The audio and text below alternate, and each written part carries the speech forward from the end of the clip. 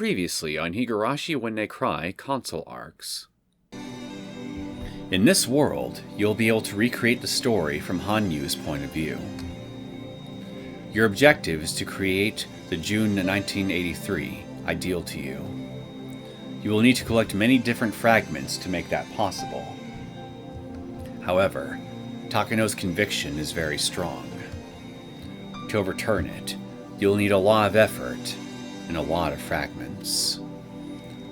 I'll warn you right now, it'll be a slow and painful process.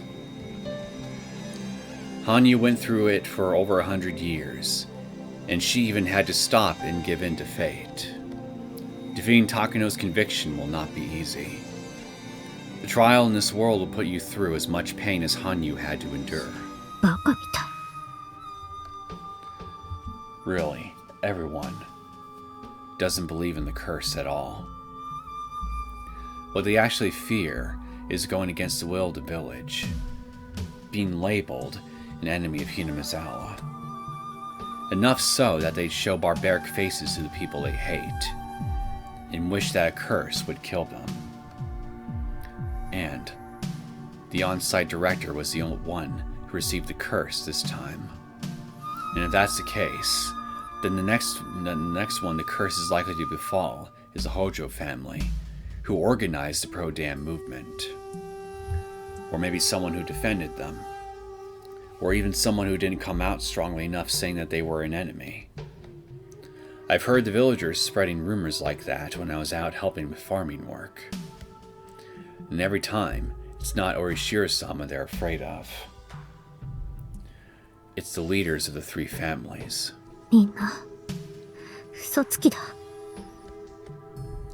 They speak vehemently about companionship and pride in their hometown. But at the root of it all that is fear. Can such an outrageously shameful solidarity really be legitimate? Is that somebody to take pride in?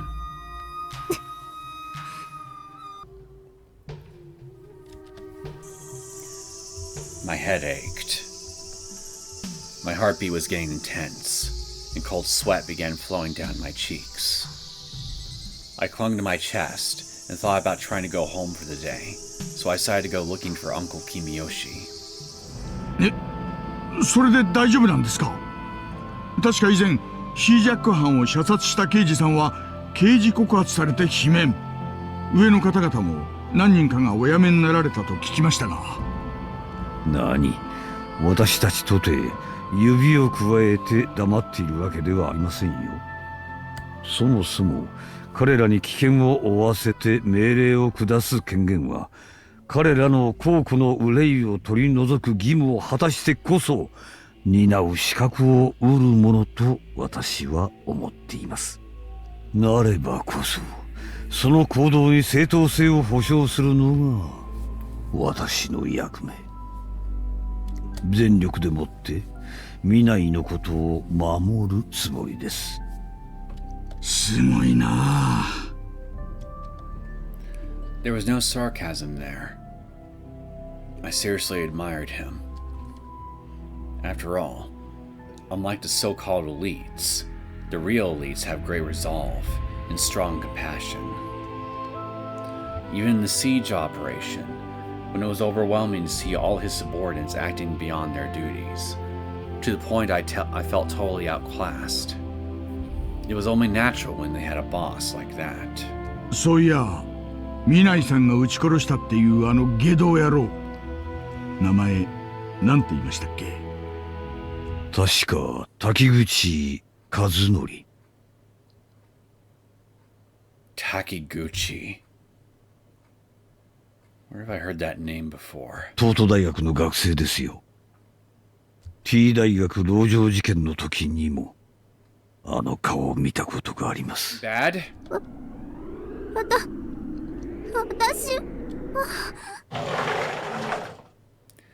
Just then, a girl with a first aid kit came rushing in, along with the health teacher. And then she ran up to the injured girl. And when she ran up to the injured girl, she checked the wound on her arm and frowned. ひどい。これは縫わなくちゃ。Oof. 担任に連絡して救急車を呼んで。そこの男子、止血を手伝って。 Suddenly, the teacher noticed me standing nearby. And when she saw a blade of scissors in my hand, she turned to me with condemnation in her eyes. You're the one who hurt this girl? So cruel. So violent. The cold gaze in her eyes transmitted that message to my ears. That's not true. It wasn't me. It wasn't me! I'm not the one who did something wrong. Someone, listen. Listen to me! Why? いえ、その報告はこの電話ではまだ申し上げられません。あまりに突発的で、この薬の副作用かどうかも現状では判別しかねますので、もう少しお時間をいただけますか？ Yeah, this lady's fishy. 万一の場合は真っ先に先生にお知らせいたします。それでは。薬の成分的には絶対に起こり得ないはずなんだけど、服用後に幻覚を見るなんてのは。頼んだぞ。 I can see that. そんじゃな。 You lazy slob. どちらへ？ちょいと酔いざましに。だからどちらへ？新宿。ちょいと馬券買ってくるわ。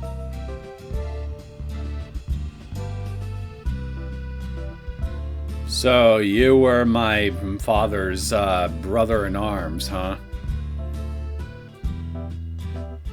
You really are quite the wash-up these days, aren't you? Or at least that's what I would say, but clearly you don't wash yourself much at all. Mr. Dandruff, Mr. Stinky Dandruff. I was too stunned to say anything as Mino-san left the room, still dressed in his tracksuit. And then, I was the only one left behind in this messy room. Don't give me this bullshit! I was ready to scream out full of rage. But I swallowed those words. Why not? You're the only person in here who's gonna hear you. Somehow, rather than thinking this was an elaborate joke, my intuition told me this must be a test Mino-san set out for me. You keep telling yourself that. We'll see if you're actually right as time goes on. Yoshi. But I don't think you are. I claimed one of the desks and took a seat, then began looking through the pile of papers. So be it. Just watch me. I'll definitely prove to him that I'm not some weakling who loses motivation at something like this. Like hell I'll lose.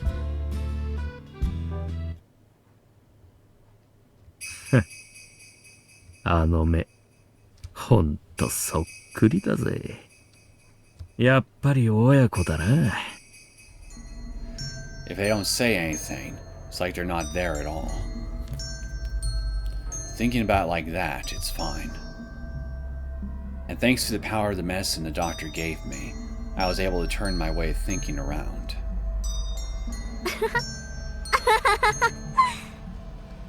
That's right. It was the same with that incident that resulted in me holding myself up at home. If I just dealt with everything like I am now, it never would have played out that way. Even though they came at me with scissors, if I had ignored it, they would have lost interest and left me alone. And no, they wouldn't. Yes, as long as you don't get involved with others, nothing will ever happen. You don't have to worry about anything. I'm sure the other kids feel the same way. Even the kid who teased me with the scissors. Even the kid who got hurt. The classmates who were silently watching all around. The teacher. Everyone. They prefer to pretend nothing happened at all, for their own reasons. So, I decided I'd pretend it never happened either. That's okay. That should be fine. I'm sure of it. あれ、ケイちゃん寝ちゃったの？もうしょうがないな。女の子とのデート中に居眠りなんてエチケット違反だよ。ケイちゃん、もういつまで寝てるんだよ。ほら起きて。ケイちゃん、え、はっ、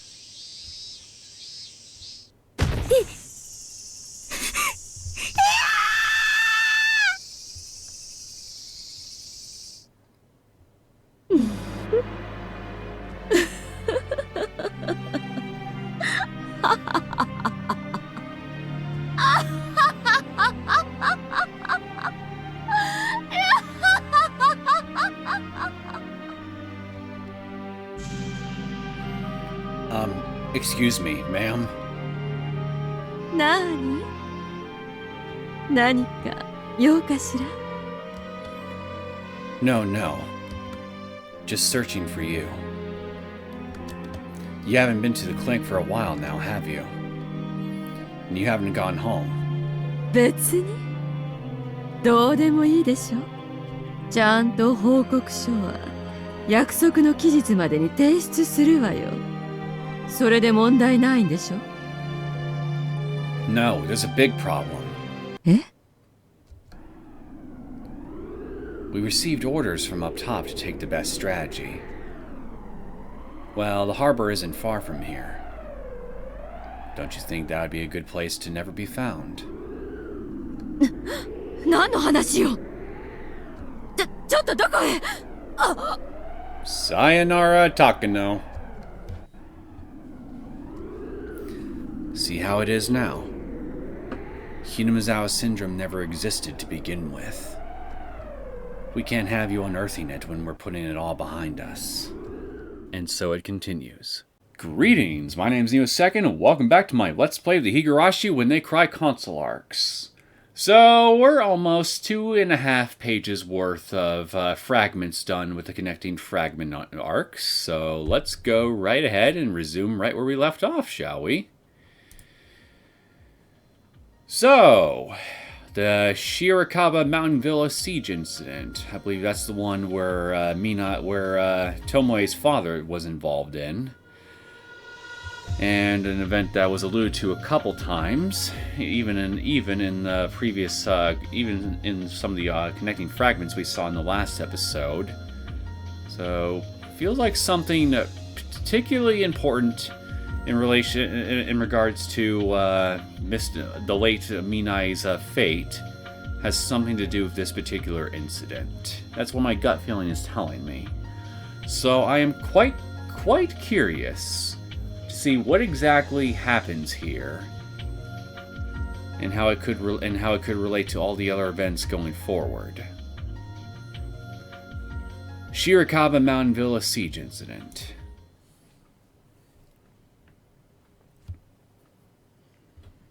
One day in February 1970. あと5分。 After verifying the time on his wristwatch, Yamaoki turned back and checked the facial expressions of the riot police lined up there. They stood in total silence, and every one of them had a sharp look in their eyes. Their faces were hidden behind their protective helmets, but they were filled with anger and a sense of purpose toward their mission, while standing with their bulletproof shields overlapping and their batons in hand. よし。 Upon seeing that, Yamaoki readied himself as well and turned forward once again. Right before his eyes was a privately owned resort facility, Shirakawa Mountain Villa. It was a small building named after the magnificent birch forest nearby, but the steep cliff-like slope of the mountain behind it gave it a nice view overlooking the distant Shinshu Mountains.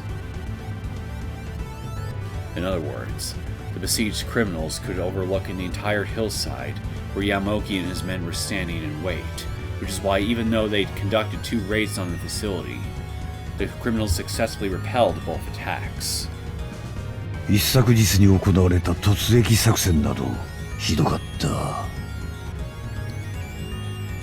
They rushed in through the drainage canal, but the poor weather made their tear gas grenades unusable. And on top of that, they had no means to fight back because the use of firearms was prohibited. The riot police captain in charge of the raid even died in the attack. Thus, even though he was originally assigned to the rear guard, 2nd Division Captain Yamaoki became appointed as field commander since he had experience leading the riot police in the T University siege incident 1 year prior. それにしても逃亡の果て、何も考えずに窮地でこの山荘を選んだのだろうが、厄介なものだ。 A siege defense is the most effective tactic for dealing with a disadvantage in numbers. And on top of that, the topography also presented advantages that made an attack difficult, so it would be very demanding to launch a raid without sacrifices. And what's more, not only did they have hostages, but the assailants robbed a gun shop during their escape, so they were armed too.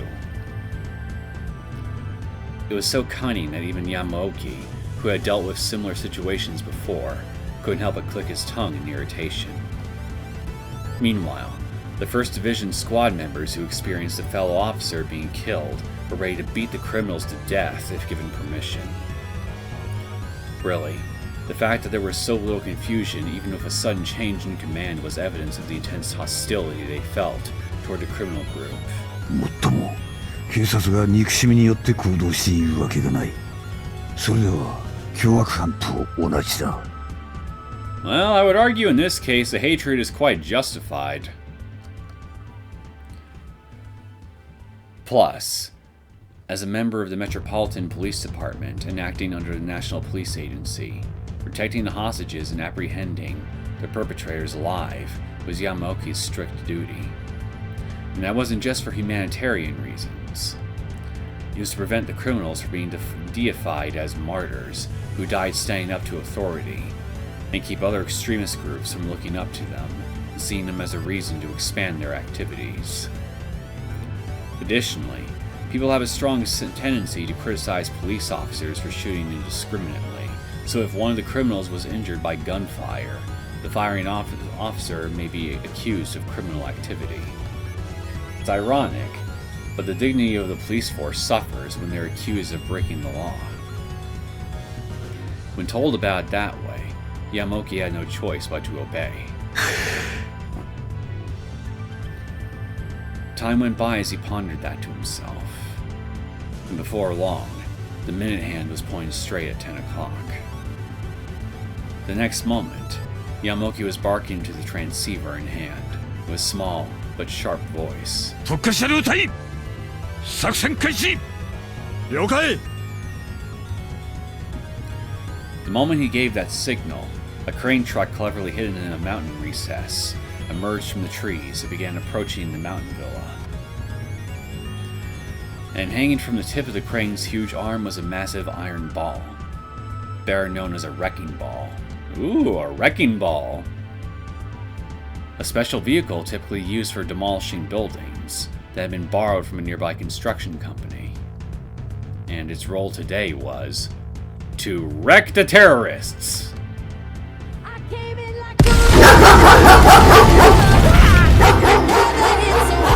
A sudden roar echoed out, and the entire building shook as the criminals inside were violently shaken and fell to the ground. I like how the inside of this building looks like the administrative building in the Hinamizawa.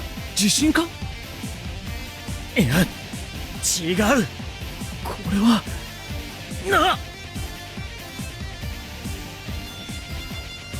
One man looked out through the barricaded window and groaned as soon as he realized the source of the quake. What he saw before his eyes was the shadow of a massive ball of iron, unlike anything he'd ever seen before. And it was letting out a colossal roar, while heading this way again.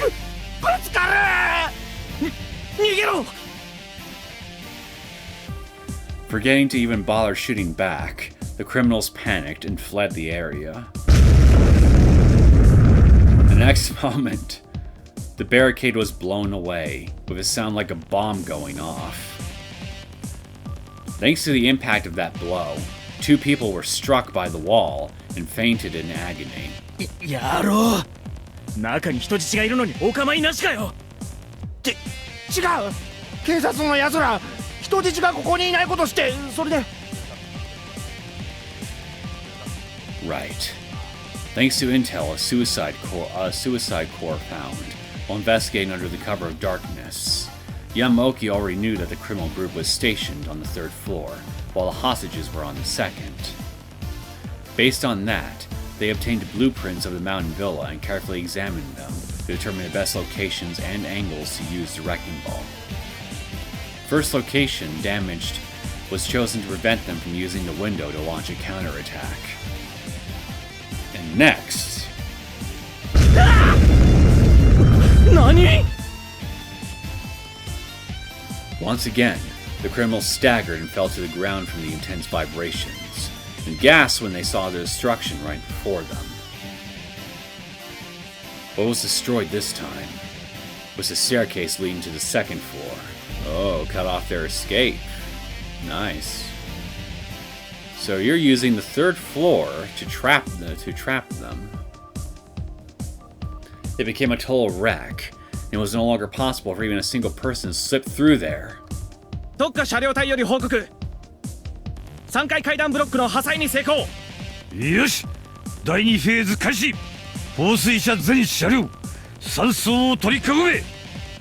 機動隊第4班、催涙弾の発射用意。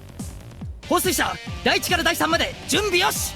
第4班、射撃態勢完了。いつでもご命令を。第4班、催涙弾発射。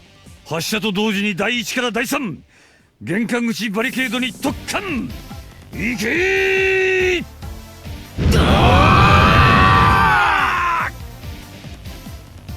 1階の犯人2名、発砲にて抵抗したものの確保に成功。負傷者は隊員1名、軽傷の模様です。突入した隊さん、人質を確保しました。無事です。生きてます。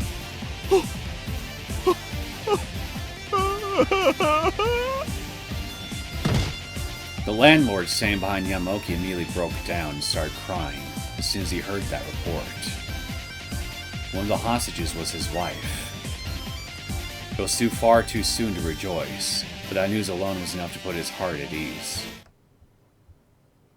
Just then. どうした第一？前野！何があった？ It was a moment of carelessness. As Squad 2 emerged from the slope of the mountainside to break the barrier on the 1st floor, Squad 1, led by Mino, passed by them and used a ladder to invade the 3rd floor. And then, they found the room where the criminals were holed up, and the moment they all prepared themselves for a simultaneous assault. Another one of the criminals, who just happened to be taking care of something else, emerged from behind them. The armed gunman screamed and pulled the trigger the moment he saw the riot police. Mino was commanding the group from behind, and regrettably, as he turned around, the bullet shot straight through the kneecap on his right leg. Oof. All strength drained from his leg. Mino collapsed on the ground in agony. Not a good place to get shot. The squad members in the back rushed to cover him with their bulletproof shields, but their movement was delayed because they turned their attention toward the noises coming from the room.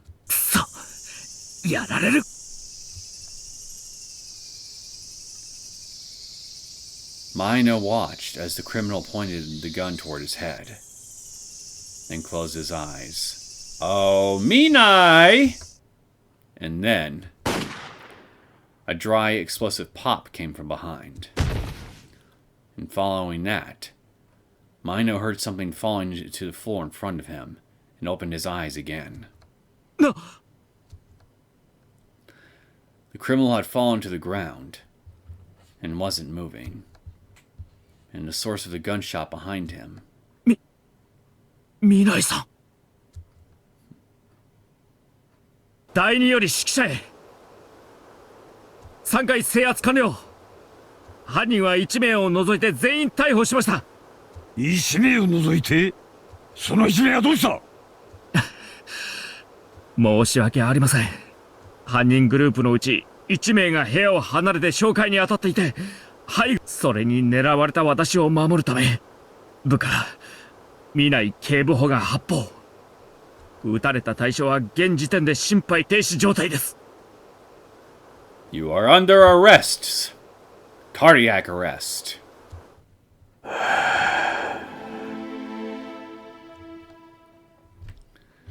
Yamoki couldn't help but sigh after hearing that report. He didn't lament his subordinate's mistake. He cursed his own failure to come up with an appropriate strategy, which gave him no choice but to act accordingly. やはり陽動をかけて一箇所に注意を向けさせていればよかったが。Although, even if they carried out a feint operation, the leader of the attack would be in danger of getting sniped by the criminals. 2 agents had already lost their lives, and 1 more was still in a critical situation, so strong measures had to be taken to ensure there would be no more sacrifices. それで前野、君の方は無事か？すみません。膝を打たれました。しかし、命には別状はありません。それより。ああ、わかっている。それ以上は言うな。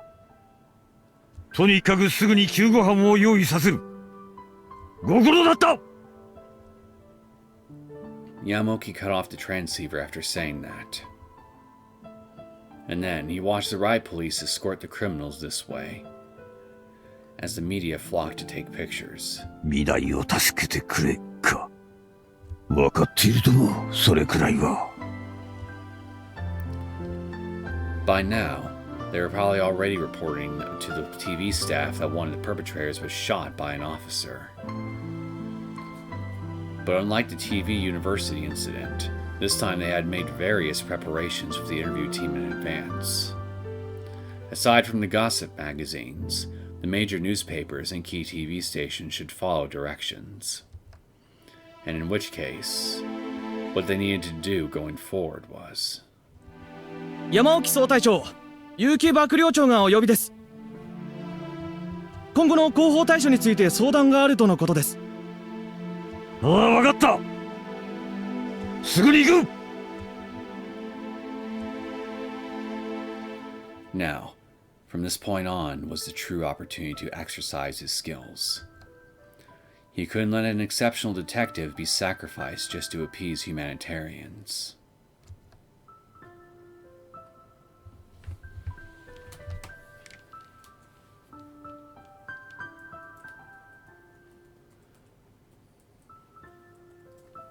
I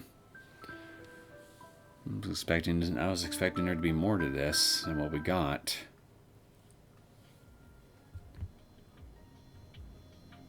Doesn't really add anything other than what we've already been told by various characters. So I kind of feel like this particular one was kind of pointless. Now here is one that I definitely am interested in, because I remember this one being alluded to in the last arc. The Lowell scandal.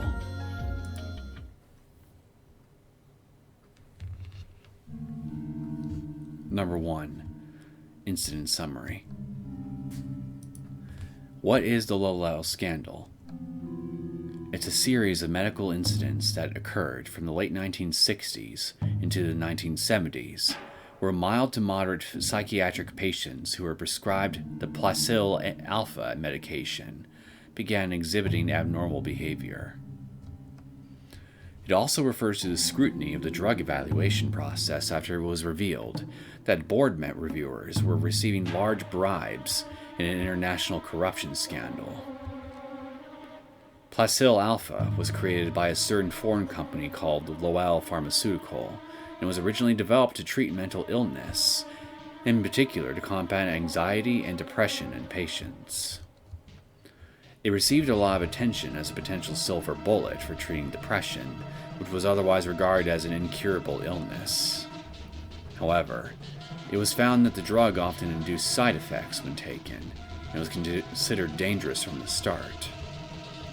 In Western countries, especially in Northern Europe, it wasn't classified as a dangerous drug, but still hadn't been classified as an approved medication either.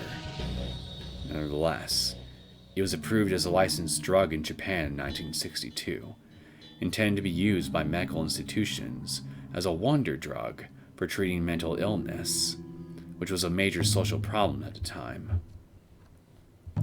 But, in 1970, the side effects of Placil alpha and accompanying litigation were taken up as an agenda item by a certain country's government.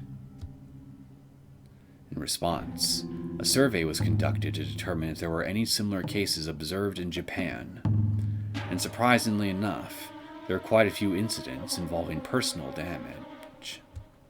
They found the number was even in the thousands.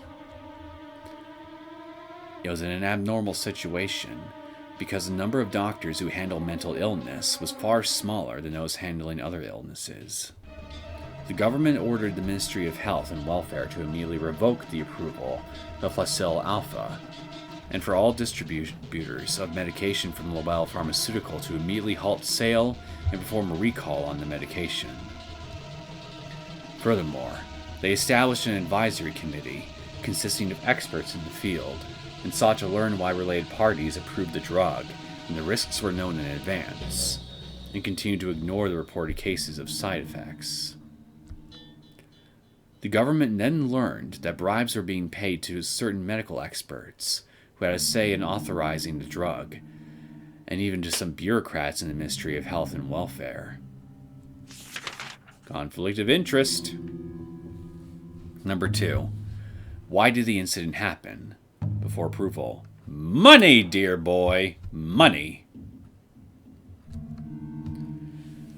All drugs to be handled by Japanese medical institutions, including pharmacies and hospitals, are obligated to go through an approval process of the Ministry of Health and Welfare to be classified as sanctioned medication.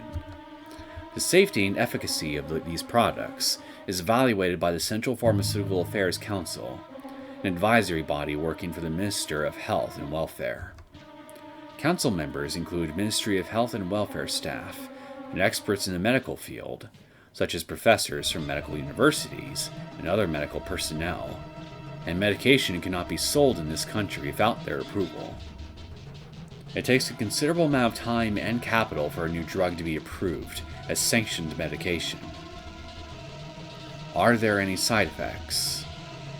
Are there any differences in efficacy between individuals? To answer those questions, pharmaceutical manufacturers conduct clinical trials with the cooperation of various medical institutions and with the consent of the patients in order to properly evaluate the drugs. At least thousands of samples are collected. Then, they submit an application to the Ministry of Health and Welfare referencing the data collected over that several-year-long period, at the cost of several hundreds of millions of yen. Members of the council analyzed the material for over a year to identify any potential problems or risks. And in the end, if everyone agrees there are no problems, the new drug can be approved and given the sanctioned medication classification. But it's very rare for a drug to pass without any problems the first time it's submitted. The efficacy of a drug can vary based on a patient's environment, physiology, and age. This is a natural matter, of course, in the interest of patient safety. However, in order to accomplish that, pharmaceutical companies have to endure hundreds of millions of yen in expenses over a time period lasting several years.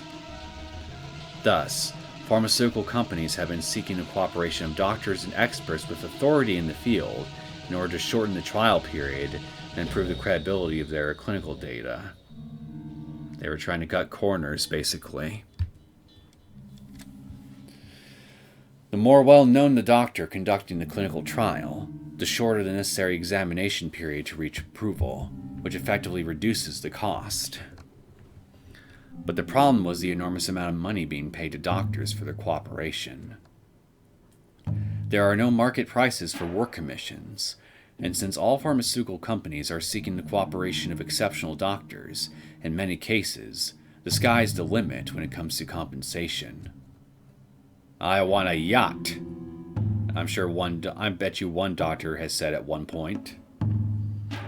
Nevertheless, you could say it's a fair price for outsourcing data collection. The problem was, the pharmaceutical companies weren't asking the doctors to investigate if there were any issues with the drug, but just to certify it as no problem.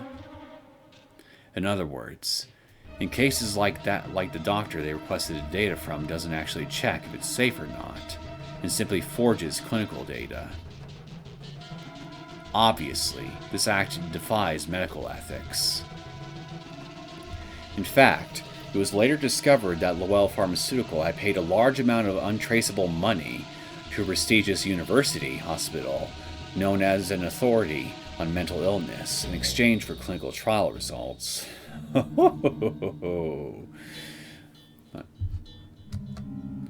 Untraceable money. Surprisingly, so they basically paid cold hard cash. Surprisingly enough, some university hospitals conducted no clinical trials at all. In a sense, they were only selling their name to Lowell Pharmaceutical. And furthermore, subsequent investigation in Japan revealed that some of the approving council members were accepting bribes. The approval period for Placil Alpha was far shorter than expected in the first place. There were many experts who seemed uncomfortable with it, and there were danger signs even from the start. 3. Why did the incident happen after approval?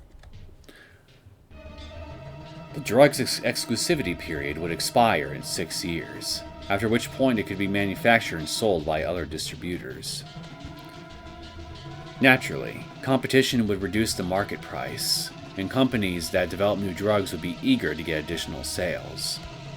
Thus, Lowell Pharmaceutical continued to provide these so-called unaccounted expenses to the directors and general managers of these medical institutions even after Placil Alpha was approved. And that was because it was far more efficient, reliable, and inexpensive in the long run than appealing to the differences in efficacy of medication conventionally. Since Placil Alpha was a new drug, the market price set by the Ministry of Health and Welfare was quite high, but the hospital directors prioritized the large volume of money lining their pockets, and bought it one after another. Even though it was expensive, 80% of the drug's price was paid for by the Ministry of Health and Welfare, so it wasn't a major loss for these medical institutions. In fact, Lowell Pharmaceutical secretly sold it on the side for under market price, allowing hospitals to save money on the difference. Oh, this is getting spicy. As a result, the number of hospitals adopting Placil Alpha steadily increased, and many other highly credible hospitals began switching from older drugs to Placil Alpha, one after another. It was a vicious cycle. 4. Results. The problems listed above came to light one after another thanks to the Government Advisory Committee's investigation. Many of the council members resigned as a result, and the doctors closely involved were arrested and imprisoned on suspicion of pharmaceutical affairs, law violations. Should have arrested the council members too. Additionally, the doctors who accepted bribes from Lowell Pharmaceutical were at the very least demoted, in some cases even stripped of their license. They should have faced jail time too. And a few years later, Shigeru Onuma, the deputy director of the Ministry of Health and Welfare's Pharmaceutical Affairs Bureau at the time, was arrested on charges brought to light by a whistleblower. However, Onuma died in prison before investigators could determine the extent of his involvement, or if he was even involved at all. Let me guess, he was assassinated before he could talk. The cause of death was allegedly exacerbation of acute liver disease, which he had been suffering for several years. At present, suicide and conspiracy theories are still considered as possible explanations.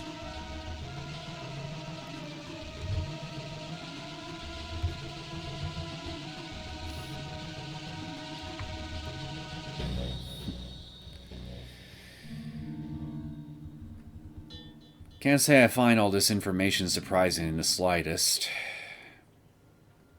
Seems pretty standard fare for a pharmaceutical company that's looking to cut corners in order to increase its profit margins. Seen plenty of those myself in recent years. Wiser.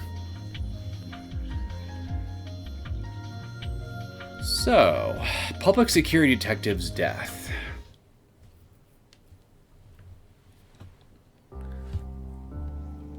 I woke up with a light cough and a strange irritation in my throat. Drink some cough syrup. Oh, hey, Tomoe. Looking at the clock, it was past 3 a.m. Since I got into bed around midnight, that meant I had gotten about 3 hours of sleep.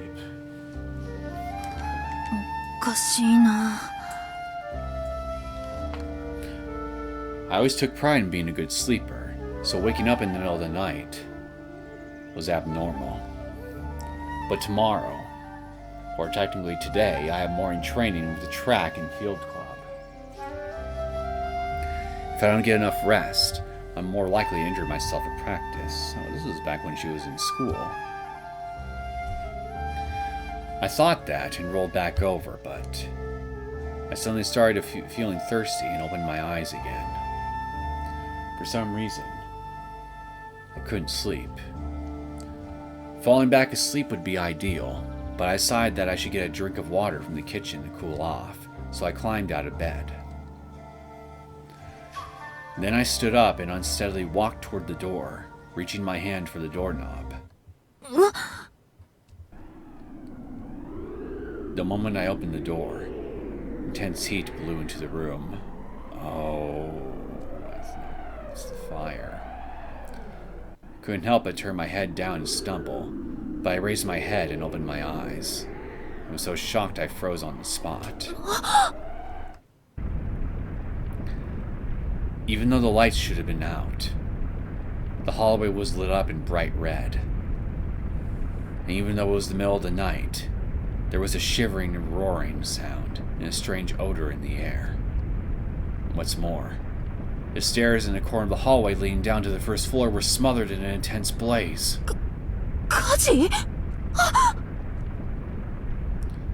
That moment, the plate on the door opposite my room came into view, and I came back to my senses. Maka might still be asleep without noticing this. I rushed over and banged hard on her door while screaming out loud, forgetting that it was the middle of the night. Madoka! Okite! Madokaってば! Nani yo, onee-chan. Barbecue! That's what's going on! Ima nanji da? Maka came out looking sleepy, but as soon as she saw the flames brilliantly dyeing the hallway in light, she opened her eyes wide and stood there trembling at the unfathomable situation. That goes without saying. Nobody sees a fire like this in their everyday life. Especially not in your own home.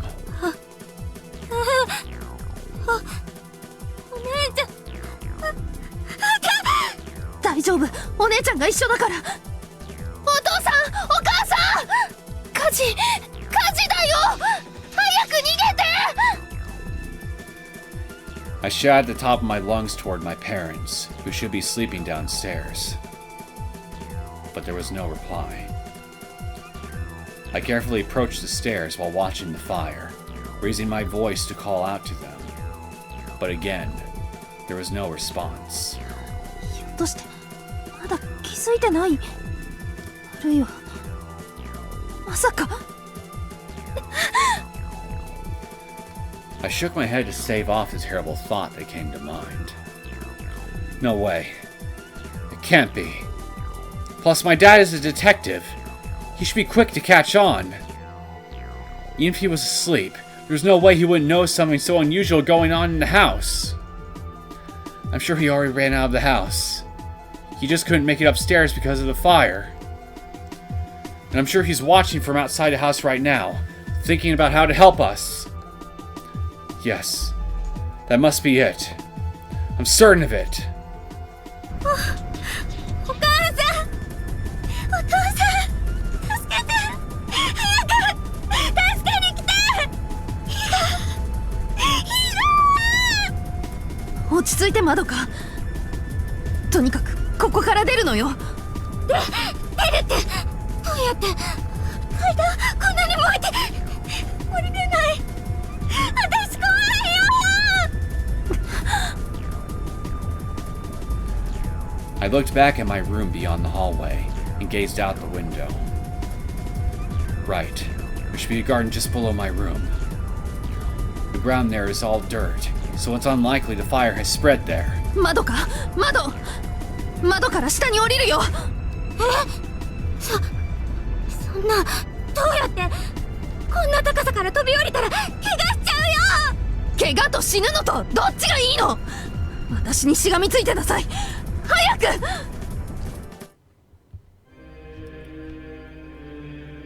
After saying that, I forcibly dragged Maka into my room, ran over to the window, opened it, and looked down. Then I suddenly gasped. I was surprised that the distance to the ground felt far higher than expected. But more importantly, the window and sliding door in the living room had been blown off and were lying on the ground in the garden, while roaring flames could be clearly seen inside the room. And what's more, there were scattered fragments of shattered glass on the ground, with their sharp, evil blades shining that crimson light right at us. お父さん、お母さん、私とまどかはここよ。早く来て。 I squeezed my voice as hard as I could and called out to my parents, who should already be outside the house.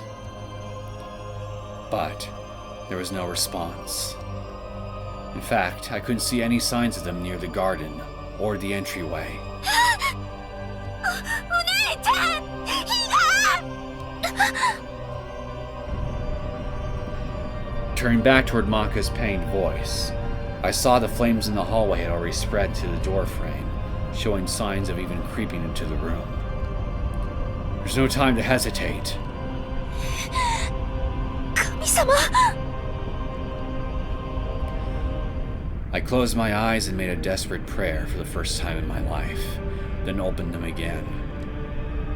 Then, I squeezed Maka's trembling body and wrapped her arms around my shoulders, while tearing the sheets off the bed and using them as a rope to tie us together around the waist. お姉ちゃん、目をつぶってなさい。絶対に私の体から腕を離しちゃダメだから。 Upon hearing that, Maka clung to my shoulders so tight it felt a little suffocating, and she closed her eyes tight with determination. I thought about jumping first so that I'd be able to catch Modaka, but I was worried she couldn't bring herself to jump and wouldn't be able to escape until it was too late. So, even though there's some kind of risk involved, this is the best method.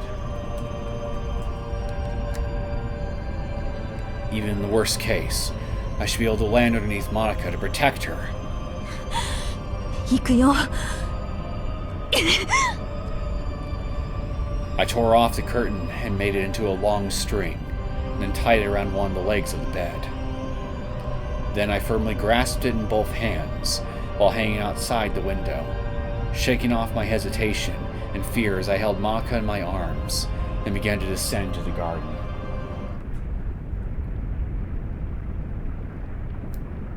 However,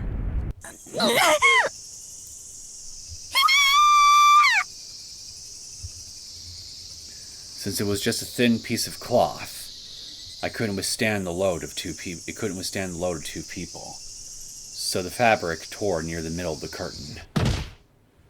Even so, the height we fell from was about the height of a full-grown adult, so I was able to hit the ground just lightly, stumbling down on my butt.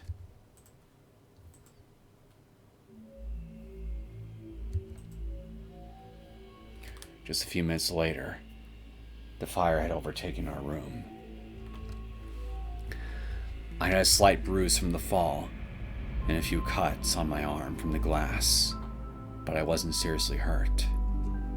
And of course, Modaka was fine. Physically, at least. Soon after that, we were rescued by firefighters and received first aid in a nearby vacant lot. But, even after being rescued, we were both still trembling.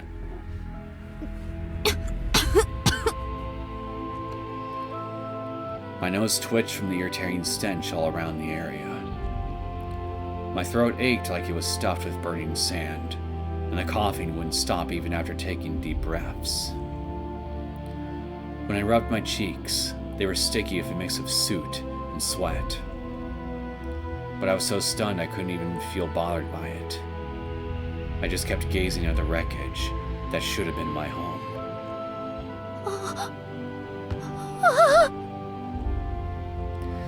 After the fire trucks parked along the road began firing water, the flames were finally beginning to calm down. The smoke billowing around the area changed from black to white, and the heat that threatened to burn my skin gradually cooled off. But it's strange. Even though my house was supposed to be bright white and very beautiful, why is it burnt pitch black? With no roof, no walls, no windows.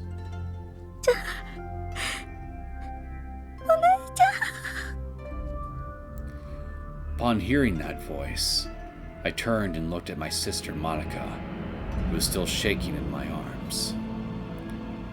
She was closing her eyes so firmly, it looked like she was trying to escape from reality, tightly clenching my clothes and never letting go. I wanted to escape too, if it were possible. So many times, I prayed in my heart that this scene was just a delusion from a nightmare.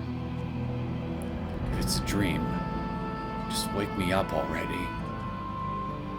Let morning come, and bring back the calm everyday scenery I've been living in until just yesterday.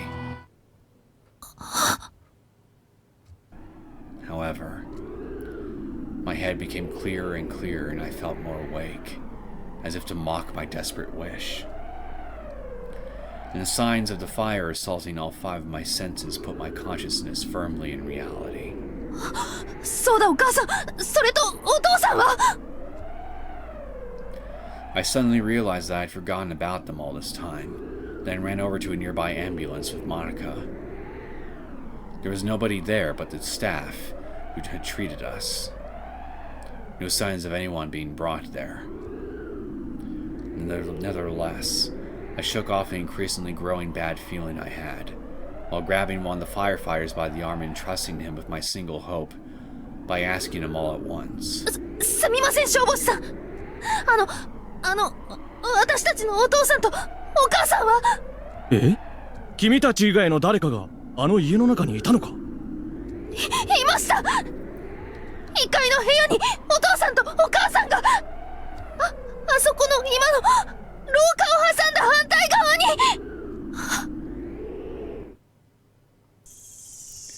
The moment I saw the startled look on the firefighter's face, all the blood in my body began pumping audibly. It can't be. Huh? Does that mean the only people rescued from the house were just me and Modaka? And Mom and Dad are... No way. It can't be true. はい、通して道を開けてください。どいてください。被災者他に2名発見。すぐ病院へ搬送します。2名ともに心肺停止状態。とにかく救急車内で蘇生措置を。 From the direction of that roaring voice, 2 stretchers covered in white cloth were being carried out by firefighters, breaking through the wall of people. Huh? 2 victims? And They suffered cardiac arrest. お母さん。お母さん After hearing that, Maka pushed me aside as I stood there absent-mindedly, and she dashed toward the stretchers. I rushed after her, but there was no time to stop her. 待ちなさい君。やめなさい。見ちゃダメ。見るな。まどか。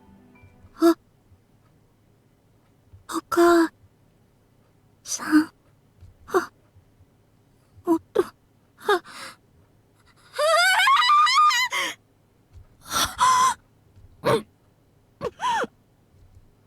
Maka approached the stretcher and tore off the white cloth, allowing both of us to see what lay underneath.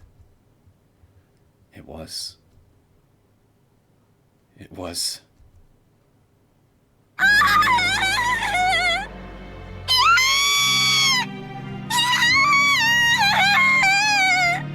まどか、しっかりして、まどか。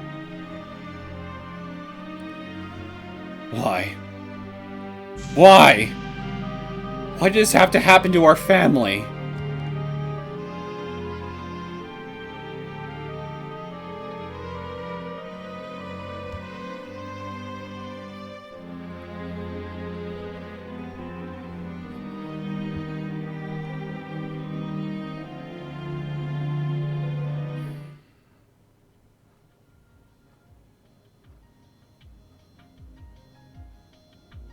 Well, that was depressing.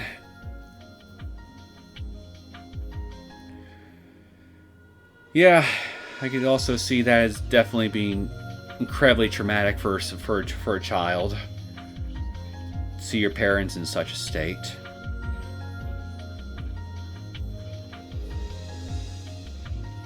You know, I can't help but think at this point that the Lowell incident may have some connection to what happened to Tomoe's father and whatever he was trying to investigate in that airport, because this incident keeps getting brought up. I just can't help it. And then on top of that, here, as we saw in the last arc, we had that one public official who was campaigning, from the Ministry of Health and Welfare, that was also campaigning on the whole platform of reforming the medical industry. But I'm suspicious of his aide having had some kind of hand in attacking and in trying to attack Modaka in that arc too.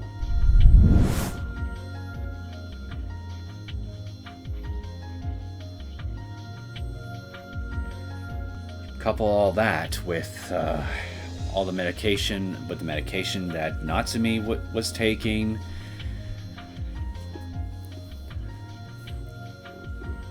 and then involving a hospital, and then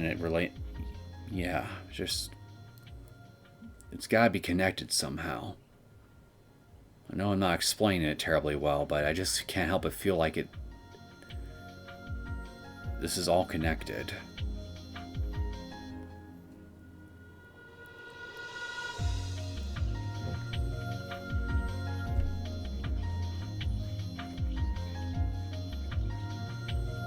But if some entities from the pharmaceutical industries or the Ministry of Health and Welfare were involved in whatever Tomoe's father was investigating at that airport, that just begs the question of what sort of lead was he chasing at the time, and how does it potentially tie back to them if they're involved at all?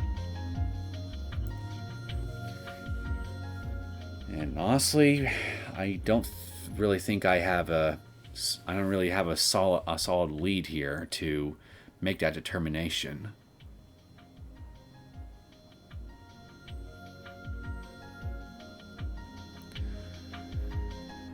So, let's continue. Arrest of Ministry of Health and Welfare official. あ、今大沼茂容疑者を乗せた車が厚生省の地下駐車場から出てまいりました。 The moment the local reporter said that, a group of cameras waiting in front of the car's route all used their burning flashes at once to take pictures of the inside of the car. The Deputy Director of the Ministry of Health and Welfare's Pharmaceutical Affairs Bureau, Shigeru Onuma, was sitting on the center of the back seat between two detectives. 今待ち構えていた報道陣のカメラが後部座席に向かって一斉に撮影を行っています。ものすごい数です。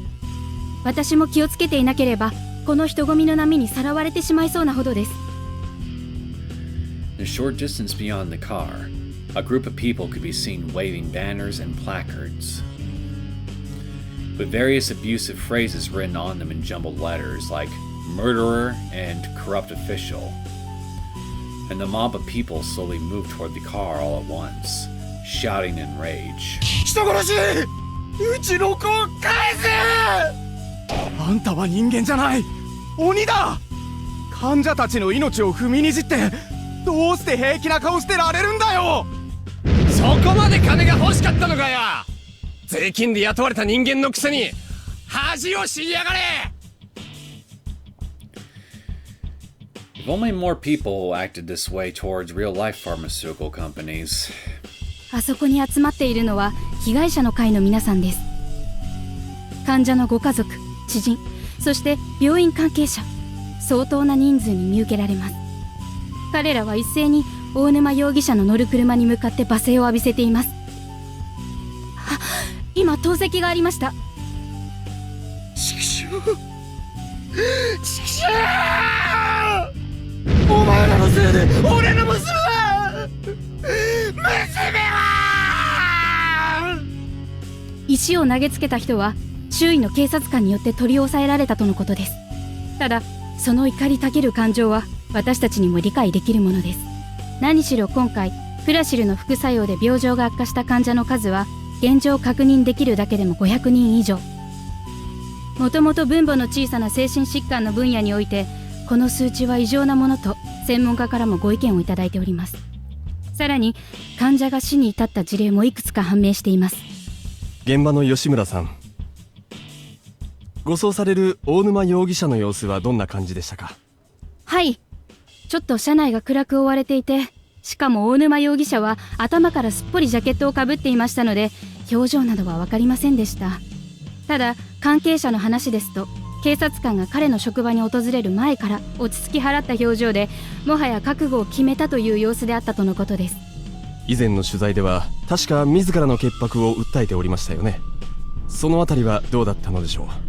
残念ながらその点につきましてはまだ不確定な状況ですので今後の関係者への取材によってご報告したいと思います。現場からは以上です。でたらめよ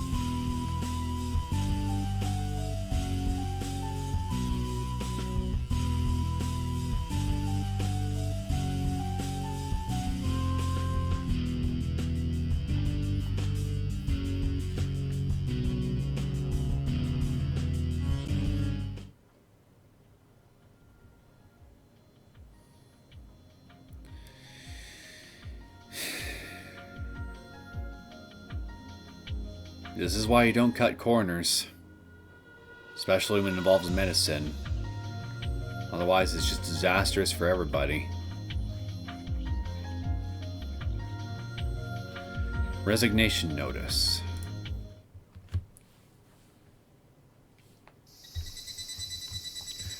The sky was dyed red by the setting sun, and even the clouds took on a crimson hue. I turned back and looked at the big clock near the roof of the school building. It was nearly 6 p.m., long past the time to go home. さすがに定期試験前に部活はやらないか。I turned back and looked at the field. I made sure nobody else was around, and shrugged my shoulders and smiled. My shadow was stretched long and thin along the ground, and somewhat vague. I should be used to this scenery. It's what it always looked like just before I leave school. And yet, it felt strange. Oi! Minai! Oh, well, speak of the mad bombing devil. I turned back toward the voice calling out to me. There was no need to even check who it was. I recognized immediately that the voice came from my upperclassmen. お疲れ様です、塚田先輩。ロードワークからの戻りですか？大会近いと大変ですね。ああ。お前は？図書館で勉強です。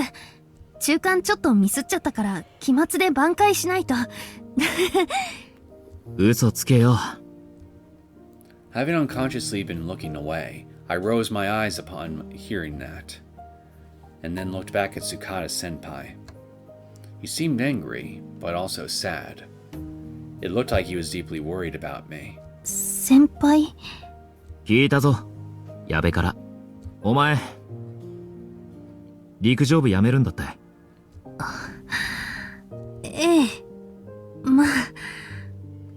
I scratched my cheek in answer to a bitter smile on my face. The truth is, I decided I would tell everyone about that after school tomorrow. So I didn't want to run to any of my peers who were doing club activities, and intentionally killed time in the library to wait until later to head home. But it seems that was a completely wasted effort. Damn you, Tsukada, constantly foiling my plans. お前のことだ。いい加減な考えで決めたわけじゃないと分かってる。だけど、もう少し考えてみないか。別にそこまで急ぐことではないはずだ。大会まであと少しじゃないか。矢部先生にも同じことを言われましたよ。だけど、もう決めたんです。今月で陸上部、やめます。見ない。いろいろとありがとうございました、塚田先輩。インハイの記録更新の約束、破ってすみません。I bowed down as I said that to shake off all the thoughts running through my head. Even until the end, I wanted to go to that competition. But if I participated, there'd be a lot of curiosity from the audience and interviewers awaiting me, and the commotion could be a nuisance for the other contestants. Tragic athlete lost her parents in a fire, overcoming sadness while aiming for new records. To be blunt, it hardly felt like they cared. It even came across as malicious.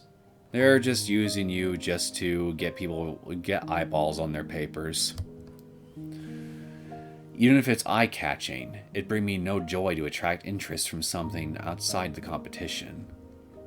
So, I decided here and now. It's definitely not right for me to make the other contestants uncomfortable with my lingering regrets, when they're so passionately focusing on the competition. 去年のインハイが先輩と一緒に行った最初で最後になっちゃいましたね。今年は男子の団体リレーも女子のトラック競技も厳しいみたいだし、ひょっとしたら先輩お一人での遠征になるかもしれませんが、私応援していますから。それじゃあ私はこれで。練習邪魔してすみませんでした。I gave Tsukada senpai the bright smile I could muster, then bit at my lip as I turned around and headed toward the school gate. Sorry for not being more courteous, but please try to understand. Today was painful enough for me just turning down the guidance counselor. If you two try to stop me from quitting when I'm in a state like this, I'm sure I'll lose my resolve. So now, at least for today, let me be alone. Minai! もう陸上部の連中は誰もいない。だからせっかくだ。飛んでいけよ。Looking back, Tsukada senpai had a friendly smile on his face and was pointing to the high jump bar that was set in place a short distance away. The coach bought a new one from the club expenses, saying it was in celebration of me reaching the national championship last year. I was thrilled at the time and kept on jumping not just during morning practice, but even during lunch break. でも、もう時間が。記録更新のために1年間ずっと頑張ってきたんだろ。その宿題くらいちゃんとやり遂げていけ。俺が見届けてやるから。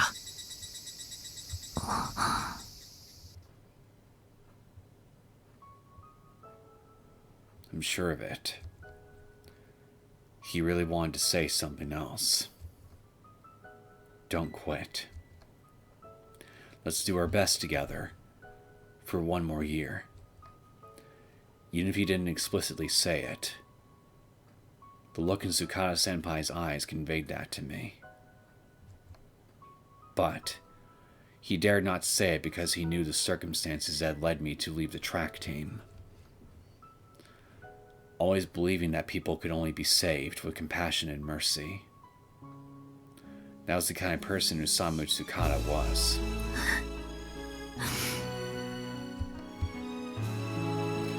Thanks to his compassion, my eyes suddenly started feeling heated.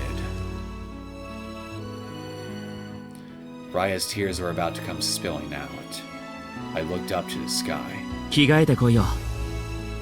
今ならまだ部室の鍵も開いてるしさ。はい。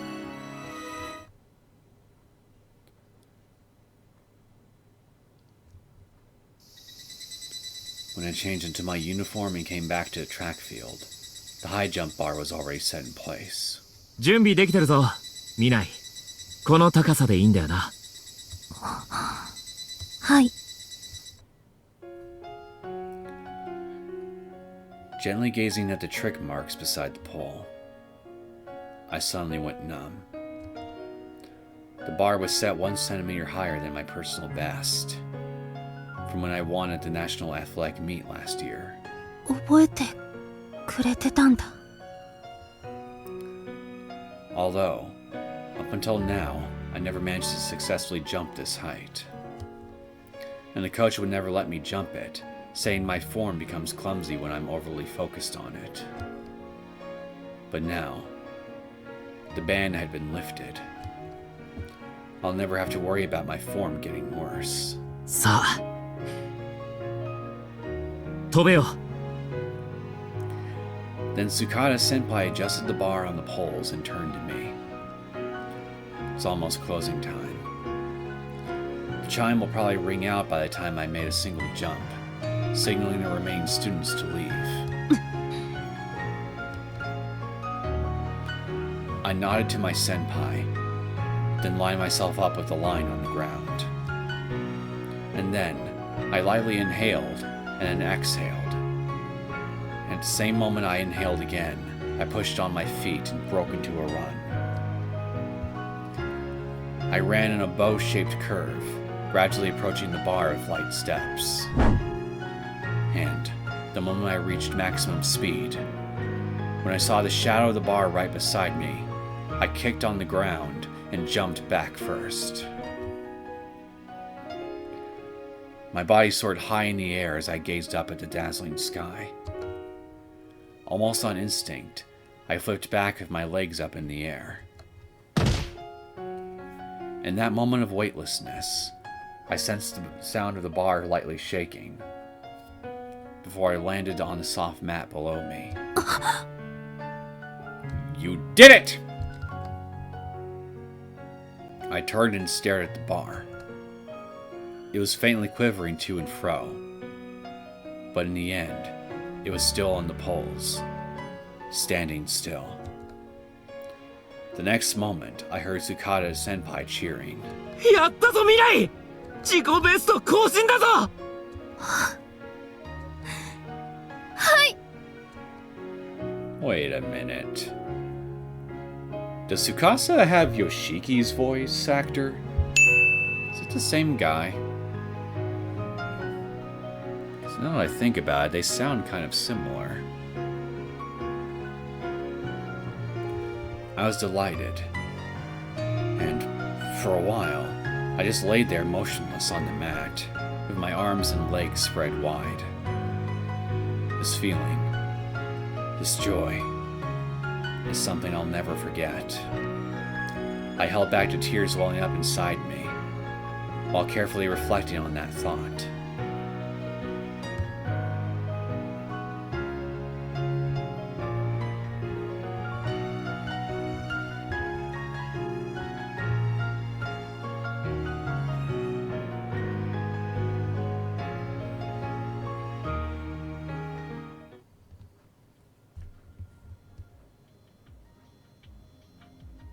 Well, that was definitely a good mood booster from the last two. Investigation closed. すまんな、ユウスケ。こんな報告、絶対するまいと誓っていたのに、この手たらくだ。恨んでくれても構わんぞ。After setting the flowers in the flower stand, lighting a stick of incense, and clapping my hands together in silence, I bent down on my knees and deeply bowed in front of the grave. Of course, there was no reply. In front of me was nothing but a stone with letters etched into it, and the remains of a departed man stored beneath it. Nevertheless, as someone who contributed to him and his wife's deaths, I couldn't think of any better way to apologize. Contributed, you say?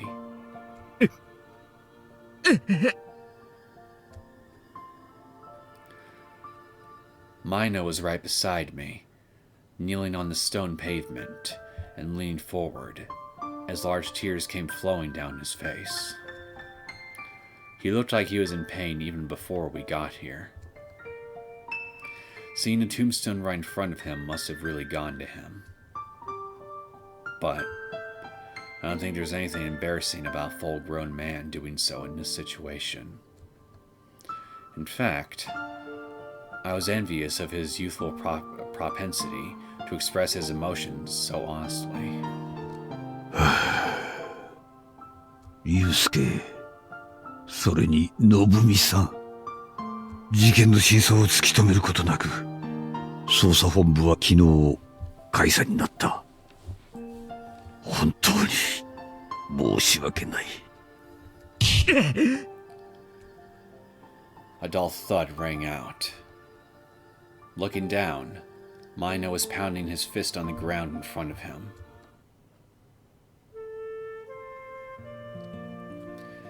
"5 years ago, Mino was appointed as a young executive candidate for the career group and had been serving as a police officer since he was assigned to the Public Security Bureau. But since he had no actual investigation experience and only ever worked as a desk job, Minai was assigned to be his tutor on account of his exceptional track record. あんまり生意気にのぼせ上がっているようなら、向こうずねを蹴飛ばしてやってくれ。頼んだぞ。わかりました。でもまあ若いんですから、ちょっとくらい自信過剰な方が将来有望だと思いますよ。Having said that, Yusuke didn't pay much heed to Mino's audacious demeanor. In fact, he was willing to play along with him, serving as a cushion to eliminate conflicts with others. As a matter of fact, I was planning to break down Mino's aggressive overconfidence and retrain him, but it seems Yusuke's educational policy was the best way to handle a competitive spirit like his. Mino had grown since then, polishing his skills and his senses. He became motivated and capable enough to act as a squad leader in the Shirakawa Mountain Village siege incidents just a few years later. He wasn't raised with a limited outlook, so he was able to achieve great success through his unconventional thoughts and courage.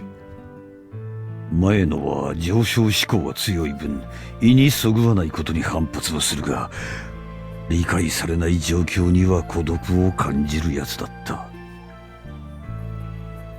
それをユウスケは分かっていたのだな。And Mino, too, had full confidence in the open-hearted Yusuke. Even after they stopped being boss and subordinate to one another, Mino never stopped addressing him as Minai-san, and always spoke to him in honorific language.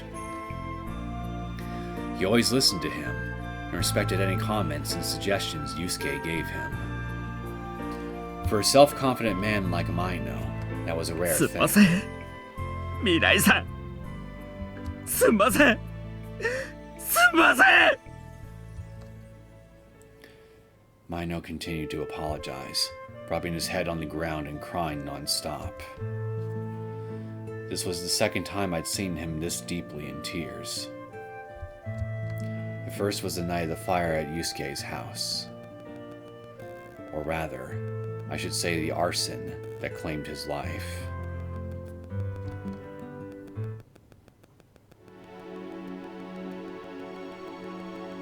At first, nobody noticed the fierce rage he felt.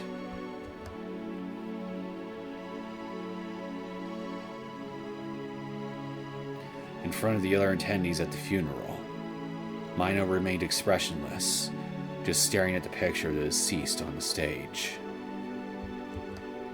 Nevertheless, after putting Minai's daughters to bed in another room and heading back to the hall to watch over the deceased in his final rest, along the way,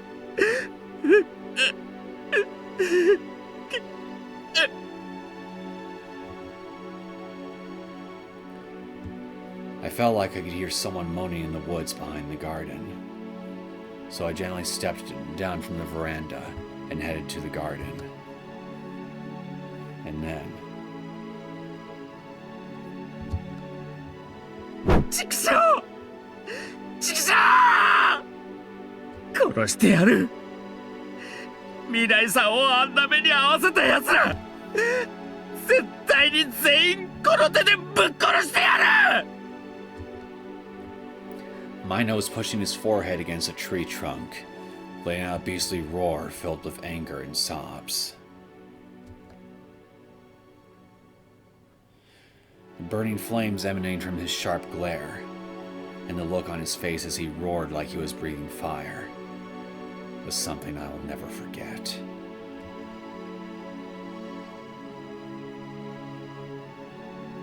After that, Mino became so absorbed in searching for the culprit that he forgot to even eat and sleep.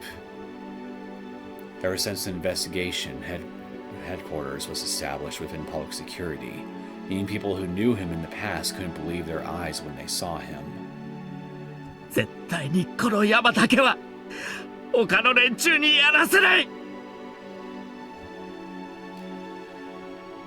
Mino went off to gather information on his own after declaring that, without relying on the other investigators. Even though he had several other cases he was investigating at the time, and continued working like it was no burden at all.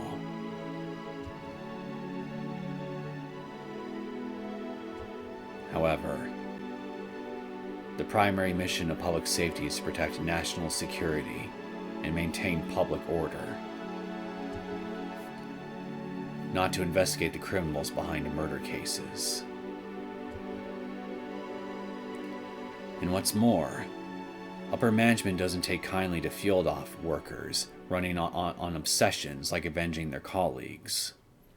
So finally, notice was passed down transferring the manager of investigation headquarters to the 1st Investigation Division.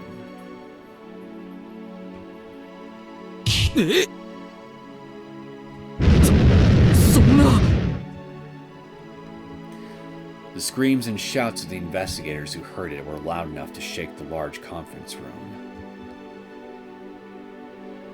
There was nothing I could do to comfort them, so I had no choice but to overbearingly cut them off and then take my leave. Nevertheless, the flames in their hearts didn't fade so easily. They continued to smolder. Especially Mino. The young investigators even appealed to upper management, yelling threateningly, and they were about to hit my office. 納得できませんよ、山沖理事官。未来さんはローエル義国の背後関係を洗っていて、その報告直前に火災事故に巻き込まれた。I knew it. ということは、あの人はその義国に関与した組織的な暴力によって殺された可能性が高い。だったら当然俺たちが捜査に当たるべき山じゃないですか。そうだそうだ。ああ、確かにそうかもしれない。だが現時点では不審火による火災事故との判断が捜査一課によって出されている。ということはそれを覆すことができるだけの証拠が見つからない限り謀殺説を主張するわけにはいかん。ですからその証拠を俺たちが絶対に探し出してみせます。お願いします理事官。あと少しだけでいい。俺たちに捜査をやらせてください。お願いします。Well, this all feels awfully familiar. Even so, upper management never had their wishes. Never heard their wishes. And the conclusion the First Division reached was based on testimony from firefighters. Unforeseen accidental fire. Sparks from a faulty electrical socket caught a nearby curtain on fire, which was the initial source of the fire. Or so they say.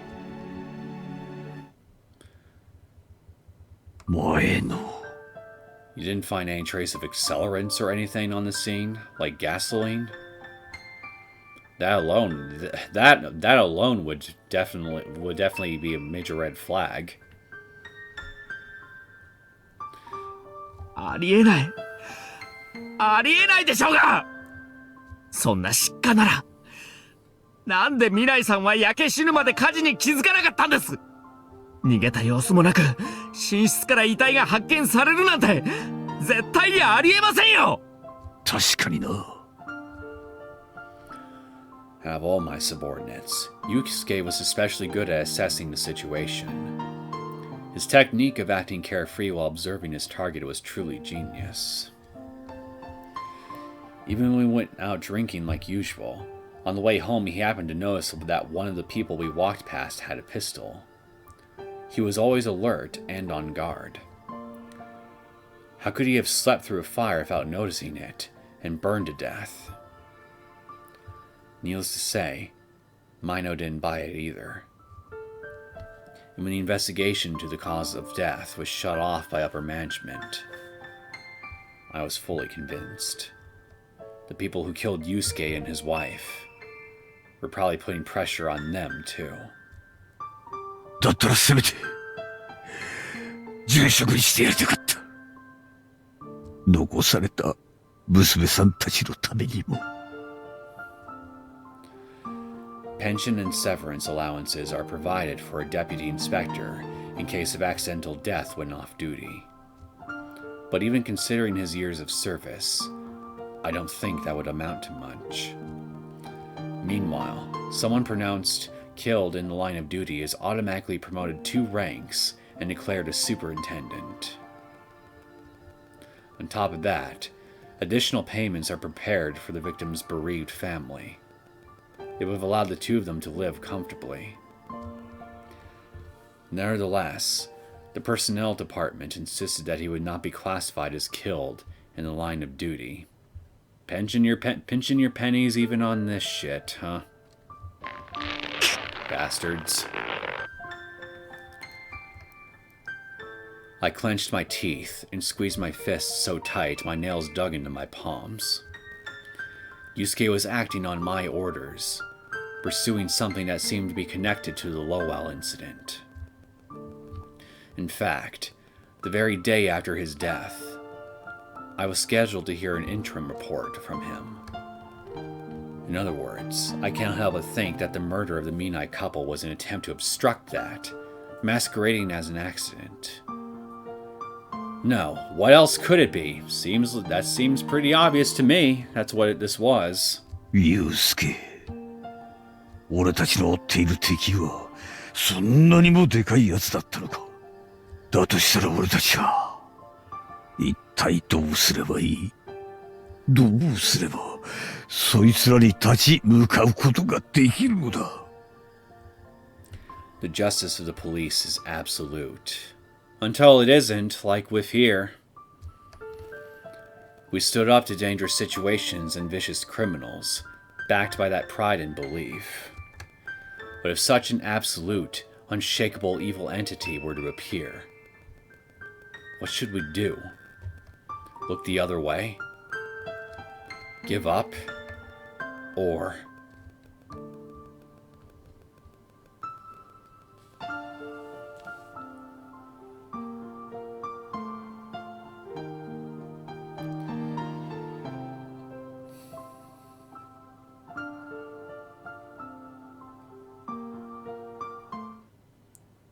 Well, I didn't think I'd had my suspicions as to Yusuke's death being proven right so fast.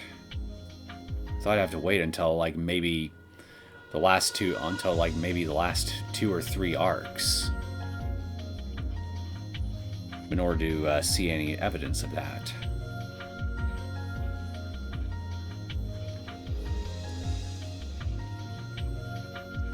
But yeah.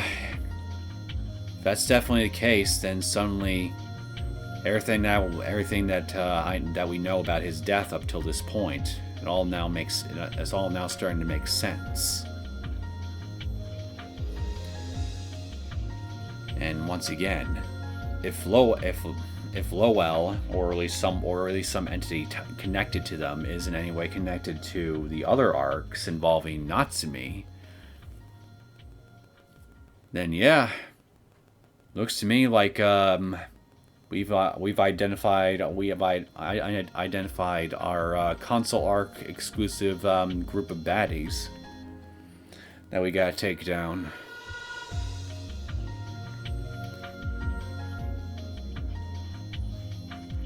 Incident report number 3.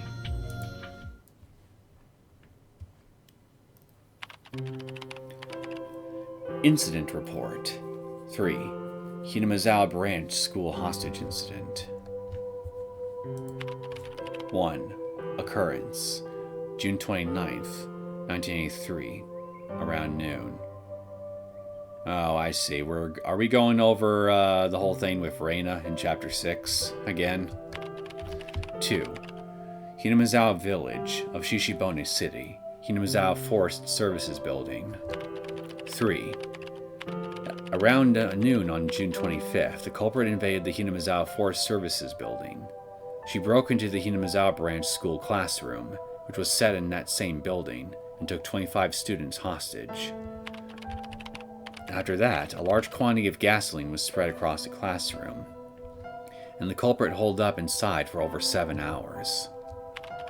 The situation was in a deadlock, but around 6:45 p.m. on the same day, several hostages resisted and escaped. The culprit chased one hostage who fled to the roof and engaged in a brief fight, but around 7:10 p.m. the same day the culprit was disarmed, and the last hostage released. 4. Damage. 4 people were injured, 1 boy and 3 girls, all with minor injuries. 5. The culprit. All planning and execution of this crime was done by a female student who attends the Hinamizawa Branch School, Reina Ryugu. 6. Proceedings. The suspect was taken to Okinomiya Station that same day for interrogation. She admitted to the crime. After that, a psychological evaluation was conducted that found her responsible for her actions, so proceedings would be handled by family court or district court. At least that was the intended course of action. But due to the so-called Great Hinamizawa disaster that occurred a few days later, many of the related parties in the case died or went missing, so the trial was suspended. Additionally, Reina Ryugu became socially withdrawn from the mental shock of being informed about the death of her friends, so she stopped speaking with anyone, including during interrogation. Moving forward, the plan is to take appropriate measures while waiting for Reina Ryugu to recover, but neither the police nor the prosecutors can find a suitable course of action in this unprecedented situation.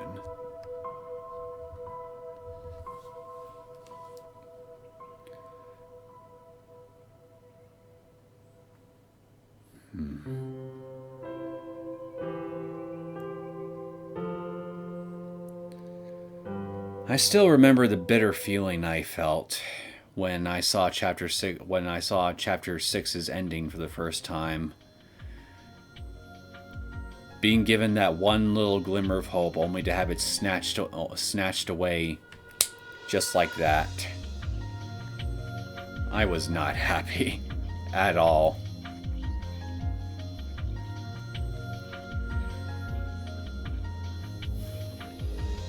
But I mean, hey, at least it has set an important seed to sprout in the last two chapters to help turn things around for everybody in the end. So I mean, it's bittersweet in that aspect at least. But for that timeline, though, I'd say it more or less just ends up being extra bitter.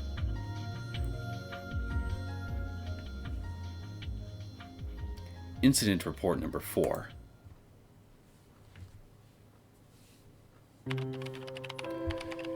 Incident Report Number 4.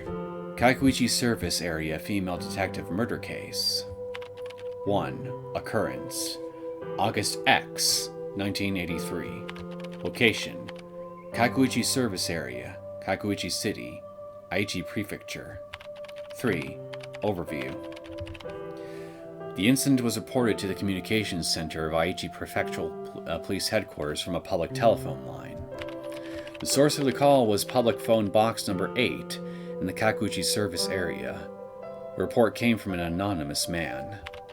The man claimed to be stopping at the service area on the way home from a family trip, and while heading from the restaurant to the bathrooms, he said he noticed a suspicious-looking person in a nearby parking lot.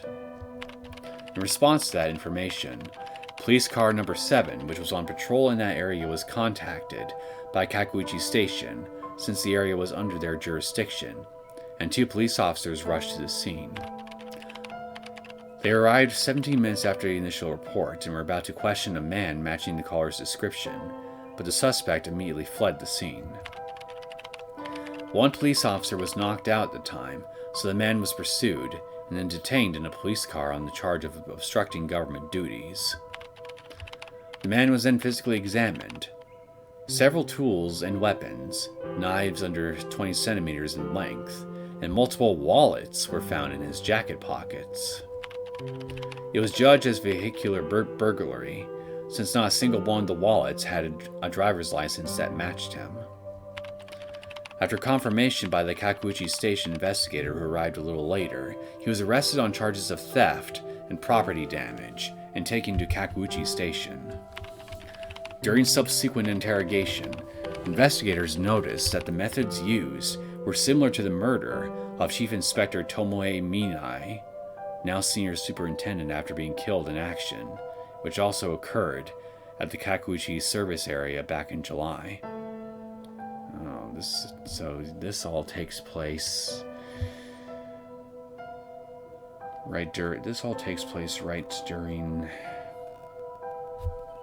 Well, I'm forgetting the name of the arc, but it's one of the ones featuring. It's the second one featuring Natsumi and company. The man initially denied the charges, but later began to confess after investigators pointed out he was saying things only the criminal could have known at the time. He admitted to Chief Inspector Minai's murder, and was then arraigned on the new charge of murder-robbery.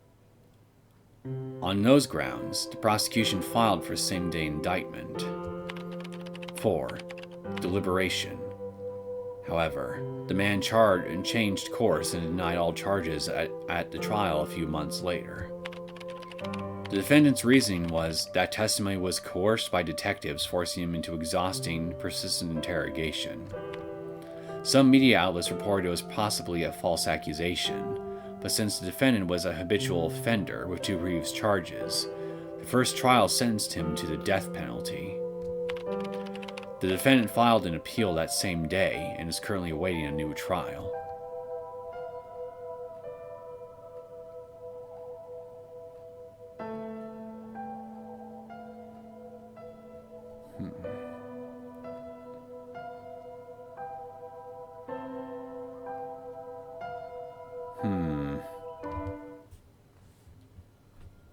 Well, I'm no expert on the Japanese justice system, but I do know that they have a bit of a reputation for their method of interrogating suspects for crimes being rather brutal and exhausting a lot of the time.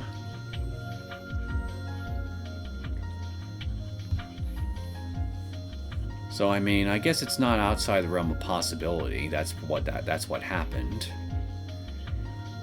And if we got people from Lowell involved, and the Ministry of Health and Welfare, and all those other government bodies, like we found out within that same arc too, then yeah.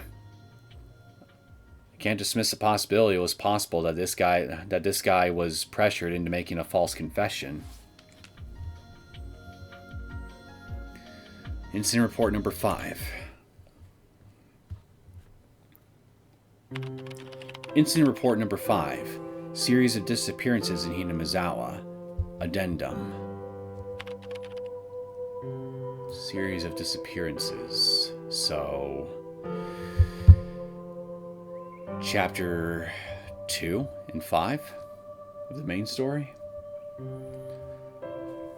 Case contents. June X, 1983.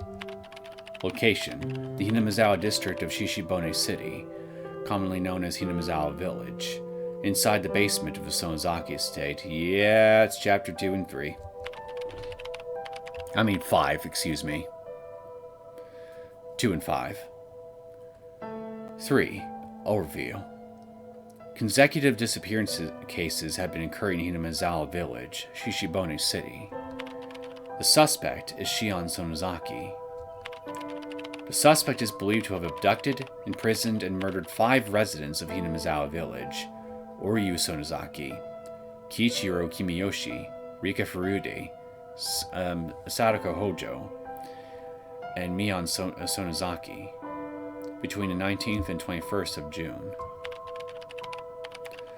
Initial investigation into the case was delayed due to the lack of information, but it was suddenly settled by a shocking coincidence. On the morning of the 22nd, a police car patrolling in front of the Sonozaki estate heard screams coming from the house and rushed in to take emergency measures. 2 classmates who were in contact with the suspect, Rina Ryugu and Keiichi Maebara, were rescued. The 2 of them are trying to persuade the suspect inside the house, and it seems that one of them, Keiichi Maebara, was stabbed while resisting. He was transferred to an emergency hospital, but later diagnosed with only minor injuries. But at first, investigators were deceived by the suspect's claim that she was one of the victims abducted by Mion Sonozaki, so she was initially protected as a victim. After that, investigators entered the secret room in the basement of the Sonozaki estate. There, they found hair, skin fragments, and blood from 4 of the missing people: Oryu Sonozaki, Kiichiro Kimiyoshi, Rika Furude, and Sadako Hojo. Investigators came to the conclusion that the suspect assaulted these missing people in the secret room. And the bodies of the missing people were found at the bottom of an old well, as indicated in the testimony of the suspect, who was still pretending to be a victim.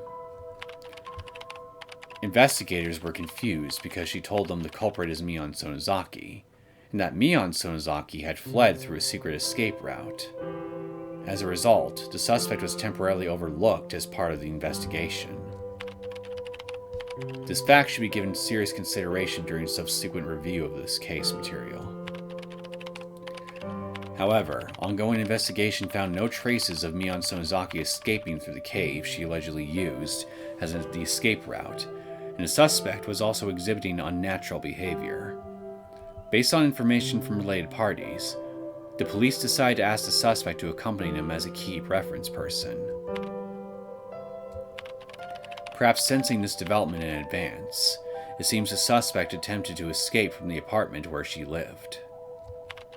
However, she accidentally fell from the balcony along the way, and subsequently died from hemorrhagic shock. 4. Motive. The suspect had a prior history of strong discontent and suspicion about the customs in the village where she was born. Additionally, she resented the fact that a close personal friend suffered a difficult life due to persecution at the hands of the villagers, and held a deep grudge against the people responsible. It seems that accumulation of emotions exploded after that friend's disappearance, causing her to run out of control. Note, these inferences are based on handwritten documents the police found from before the suspect's death, so the truth of the situation remains unknown.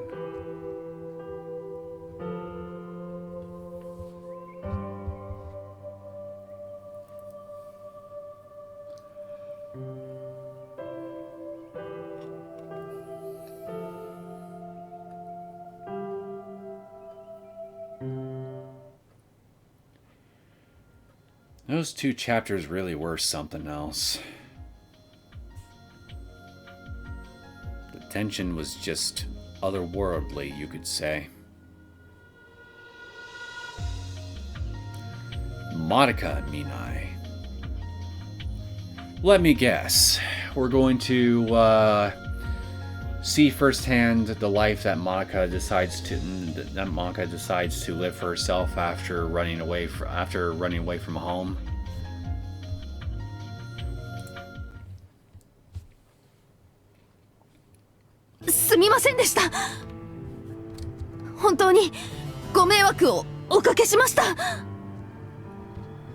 My sister was bowing over and over beside me. Bowing so far down her waist was likely to snap. It was a sight I'd seen dozens of times before. When I saw that, I reluctantly followed suit and said, "I'm terribly sorry," with a sulky look on my face. もうこんなことは絶対にさせませんので、どうか今回のことは寛大な処分をお願いします。絶対ってね。これであなたの妹さん、もう3度目だよ。仏の顔も3度までって言うし、さすがにね。申し訳ありません。誠に申し訳ありません。全部私の監督不行き届きのせいです。今度こそ私が責任を持って反省させますので、どうか。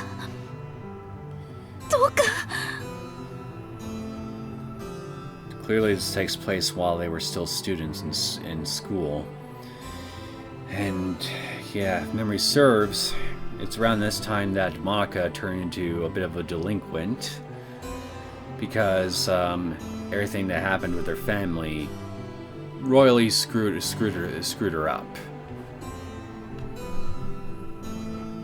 Even in the face of those hateful words from that middle-aged police officer, my sister kept apologizing over and over in a tearful voice.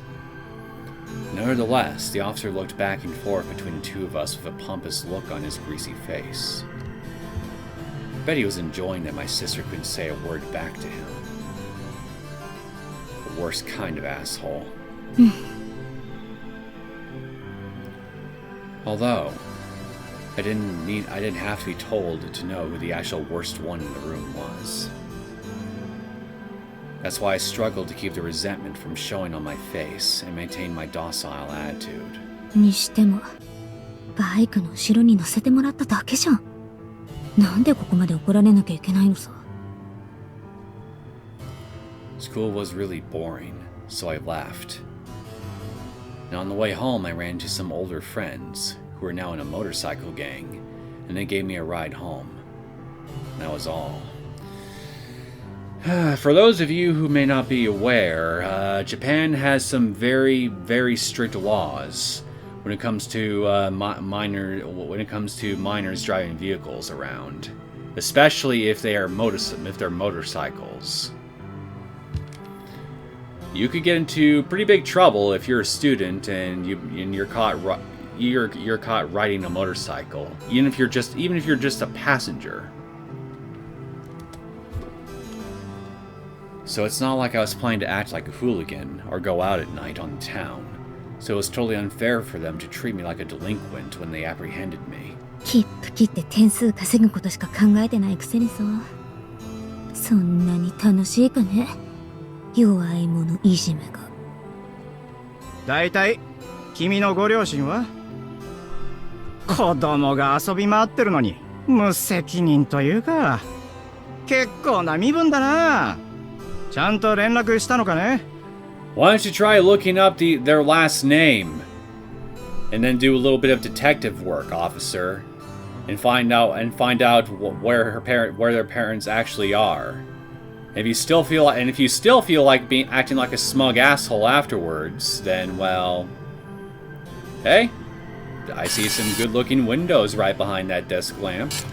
いえ、実はうち私の他には祖母だけで。あ？いないのかね？親がいないのをいいことに、子供は非行も好き放題。とんでもない家庭だな。んだと。まあまあ、その辺でいいじゃないですか。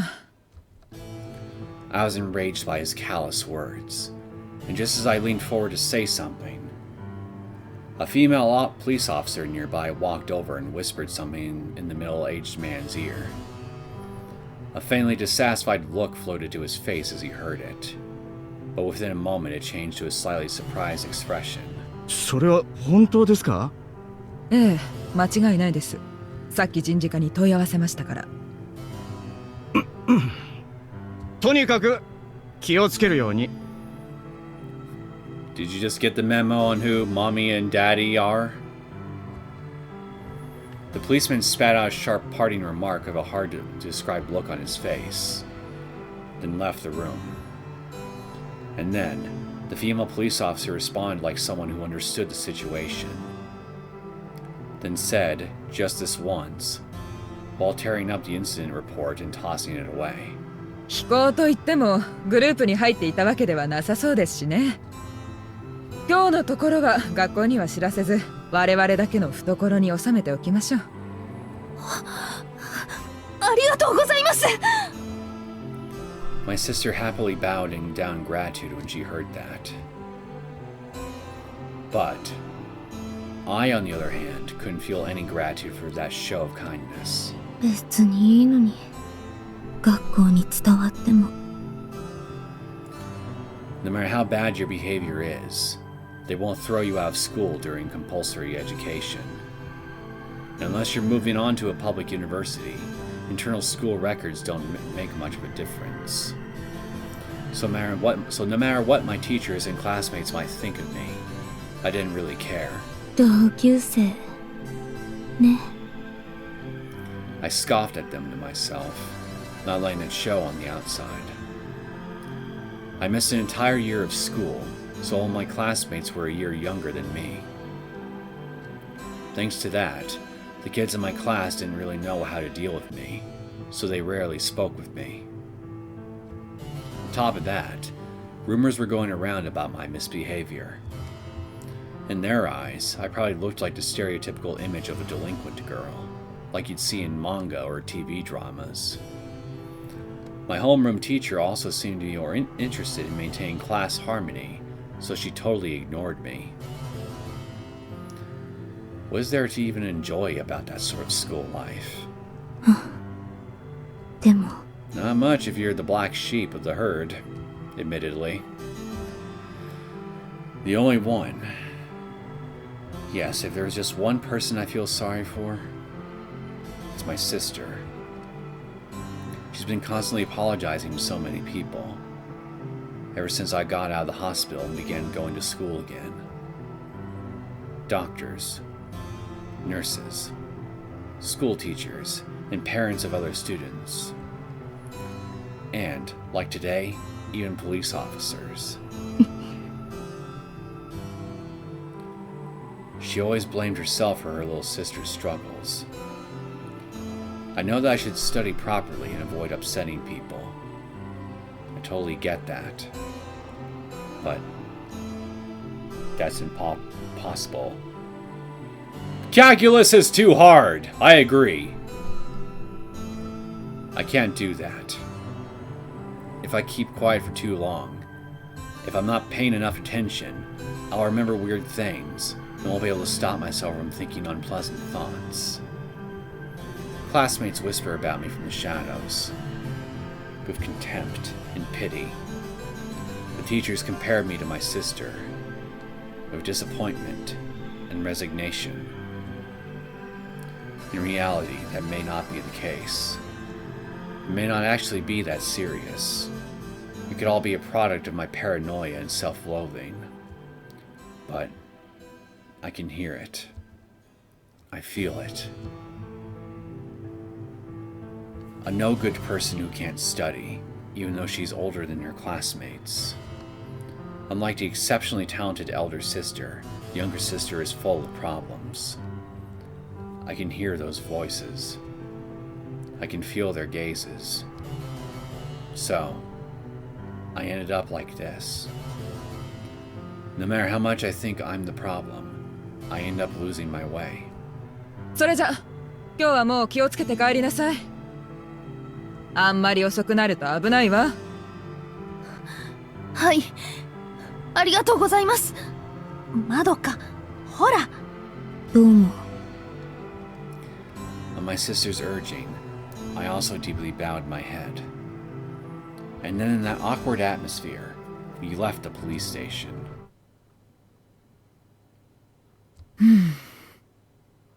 あれがあの見ない刑事の娘さんたちか。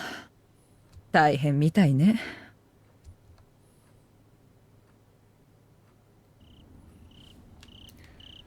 It was already late in the night. Office workers on their way home and young couples were crossing the road. Pretty much no students in uniform like me could be seen around. ねえ、まどか？何よ。またお説教？ I turned away and began walking faster. Still, my sister rushed to catch up and looked at me like she wanted to say something. At this point, I had to consider our athletic and cultural differences. Even if I tried running away, there was no way I'd be able to outrun my sister. And even if it turned into a fist fight, I'd probably lose. So, I started to feel an extraordinary inferiority complex. And I couldn't be honest with her. 学校合わないの？だったら別のところに転校してもいいのよ。いいよ、そんなの。引っ越すお金なんてないじゃん。引っ越さなくても少し離れた場所なら選択肢はあるわよ。あなたのことをいろいろ言う人もいないし、それにあいにく通学に無駄な時間をかける気はありません。余計なお世話だよ、それって。I deliberately responded in an antagonistic tone, without even looking at my sister walking beside me. The only other options for transferring were private schools in the first place. That would make it even harder than it is now to pay tuition. My sister would never say anything, but I know that things are pretty tough on the household budget at the moment. And the fact that commuting was a bother seemed like a good enough excuse. 一体どうして？前のあんたなら私よりずっと覚えが良くて成績も良かったのに。あんたはやればできるのよ。だから自信を持って。残念でした。私はもともとこの程度だよ。勉強なんて嫌いだし、学校も大嫌い。だから、もう放っておいてよ。正直鬱陶しいんだよ。妙な期待ばっかりされてさ。まどか。Stop it. Don't look at me with those sad eyes. I already know. Sis, I know how much you care about me and how kind you've been to me. But it's already painful. It's strenuous. The kinder you are, the more I feel like an awful, annoying piece of shit. It's mortifying. It's shameful. なんで私こんな病気を I felt frustrated and guilty, and suddenly I wanted to cry. I've been traumatized ever since the fire at my house. Even after a year in the hospital, I'm still far from completely cured. So, my sister quit her beloved track team to spend more time taking care of me. I hear she even turned down an athletic college scholarship. If my sister wanted, she could enjoy living in a lovely dorm, with no need to worry about tuition or food money, and it would even get her some pocket money to cover other expenses. And yet, my sister turned down that happy future. And rather than gripe to me about it, she was acting like it just never happened. It's exasperating, unpleasant, and regrettable. Not to mention, I couldn't help but hate myself for still having nasty feelings toward my kind-hearted older sister. What should I do? Just what on earth can I do for her?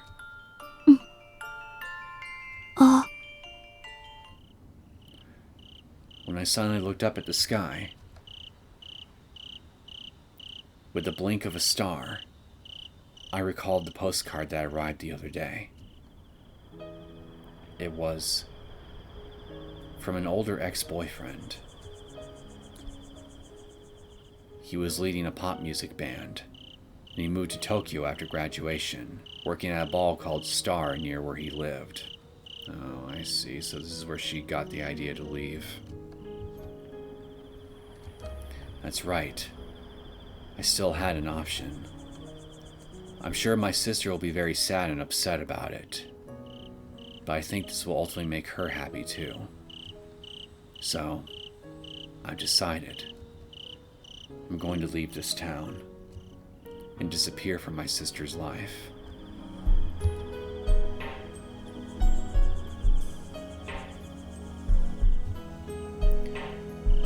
You ended up being very wrong about that, though. It did not make her happy at all. Quite the opposite.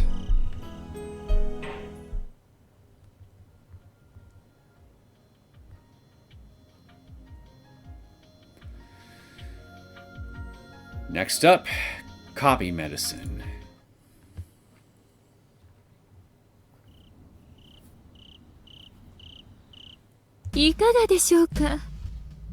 Oh, look who it is. 手前味噌で大変恐縮ですが、この分野に博識な先生なら、このデータの有益さがご理解いただけるかと思うのですが。有益どころか宝の地図だよ、これは。素晴らしい。実に素晴らしい。Seeing the composition and efficacy of the drug being described in the file, the man leaned forward like he couldn't contain his excitement while carefully perusing the clinical data. The table in front of them was piled high with feast fit for a king, but he kept it in the corner of his view like he didn't notice it at all, and loosened his tie while relaxing his collar. ニューロン、神経細胞やその間隙のシナプス回路にて伝達される電気信号の制御操作は脳神経の分野において悲願とも言えるものだった。Controlled electric signals.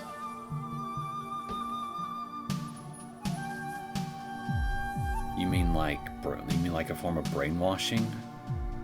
Or mind control? 故にそれを可能にできる物質を発見すれば間違いなくその研究者はノーベル賞すら手中に収めることができるだろう。渡辺君、これは本当に確かなデータなのかね？ええ、それにつきましては、アルファベットプロジェクト内の C スタッフ責任者になり代わって保証させていただきます。事実、先日にはもはや治療は不可能かと思われてきた患者が、この試験薬の投与によって正常な意識を取り戻しました。それどころか、一応定期的な投薬が必須となっておりますが、すでに退院して通常の生活を問題なく送っております。いや、素晴らしい話だよ。まさかこの放射性物質にそれだけの効果があったとは全くもって驚きだ。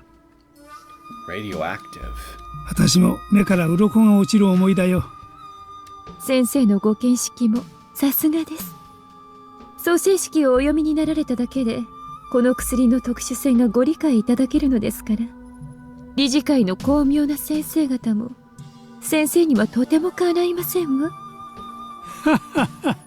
これでも私は医学部の出身でね、将来は官僚か医者か随分悩んで迷ったものだよ。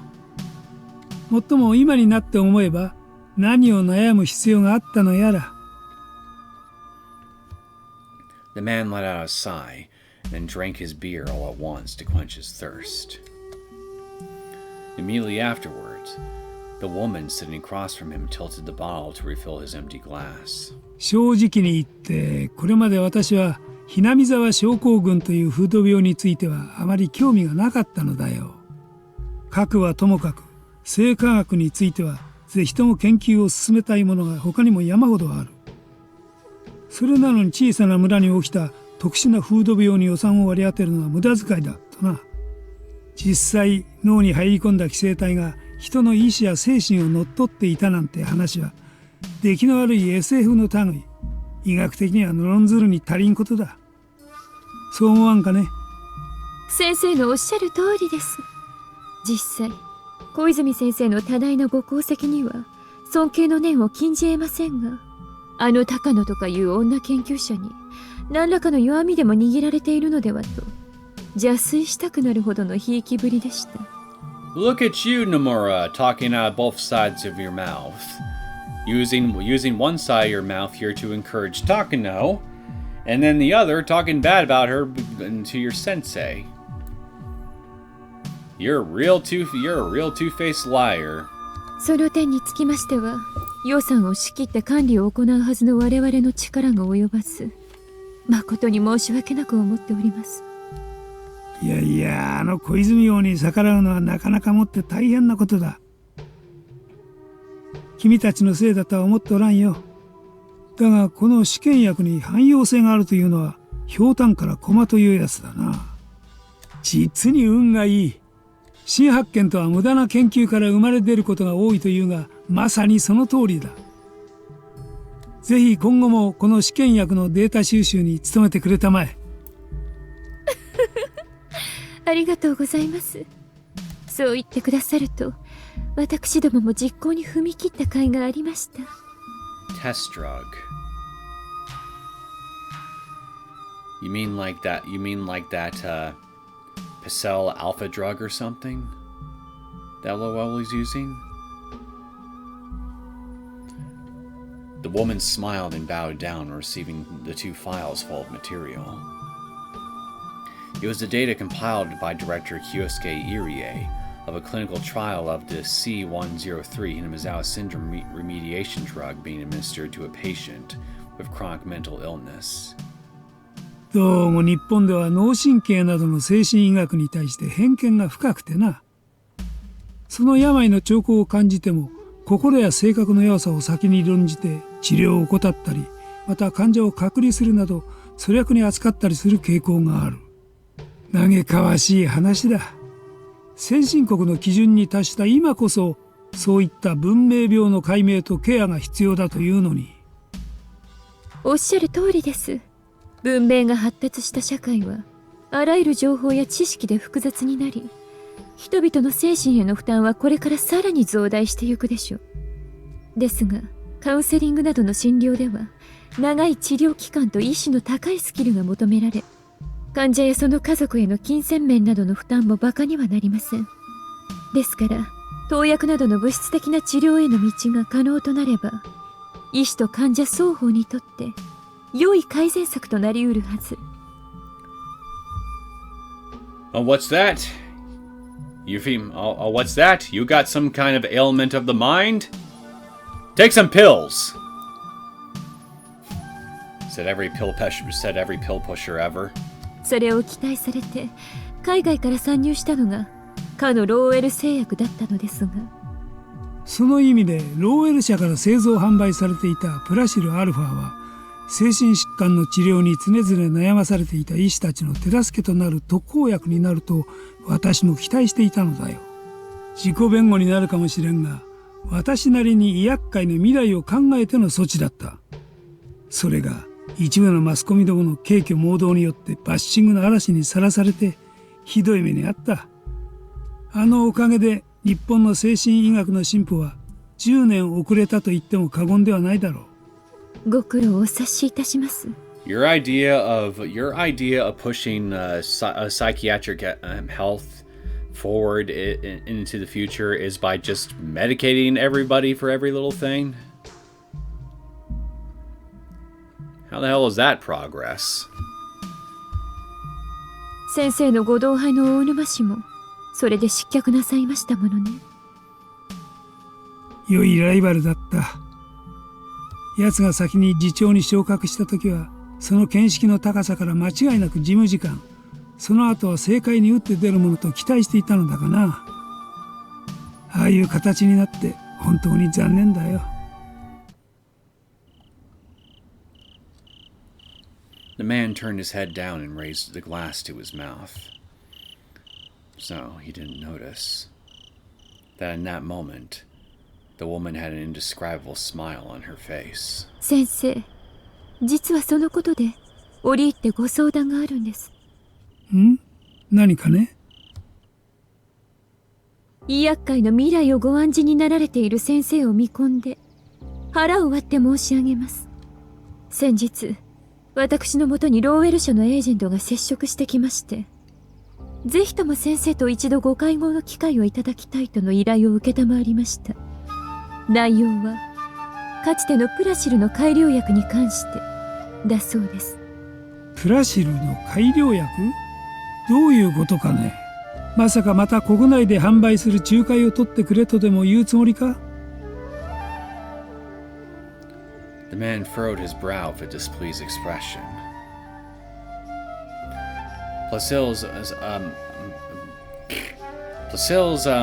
cytotoxicity problem was the beginning of the Lowell lawsuit and subsequent scandal years ago. So the very name Placil was considered taboo in Japan nowadays. There was no way they'd be able to bring a drug called Placil to Japan for distribution under those circumstances, even if it was an improvement. And what's more, acting as a mediator for it would be opening himself up for suspicion. In the worst case scenario, the suspicion could even cause him to lose his current position. 冗談ではない。He did have some desire to contribute to the development of the pharmaceutical world, but that was a topic to discuss after ensuring the safety of his position.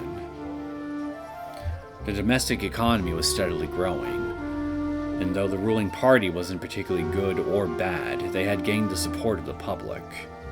He was a powerful man among the top 5 of the party, and had a promising future of becoming prime minister.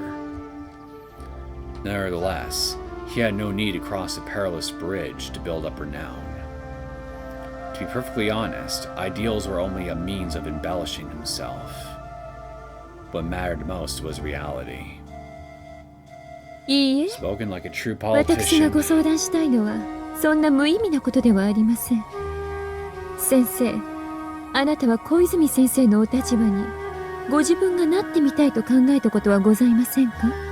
何？製薬業はその産業の特殊性から食品や繊維などの経化学や製鉄、機械などの重化学、果ては軍事にまでその影響力を持つ分野です。しかも薬はそのノウハウさえ発見できれば低コストで大量に、しかも高低価格によって高利益が保証された商品のため、一攫千金がたやすい産業と言われております。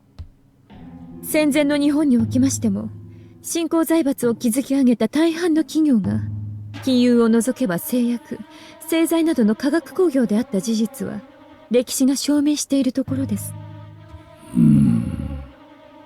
しかし残念ながら戦後、日本国内では薬剤の認可を下す審査が非常に厳しくなり、新薬の開発にかかる期間と経費は膨大なものとなりました。だからといって他社の開発した薬のコピー、ゾロゾロ品を安価で売りさばいたところで儲けなどたかが知れている。Copy medicine, you mean? ならば国内の認可など求めず新薬を売りさばく道を探し出す、そういう発想の転換はいかがでしょうか。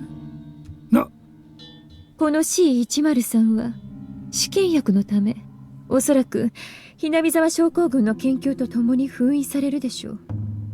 世に出そうと目論んだところで認可を得るまでにさらに10年以上の時間が必要となり、その間に他国が新薬を開発して時代遅れの産物となる可能性が高い。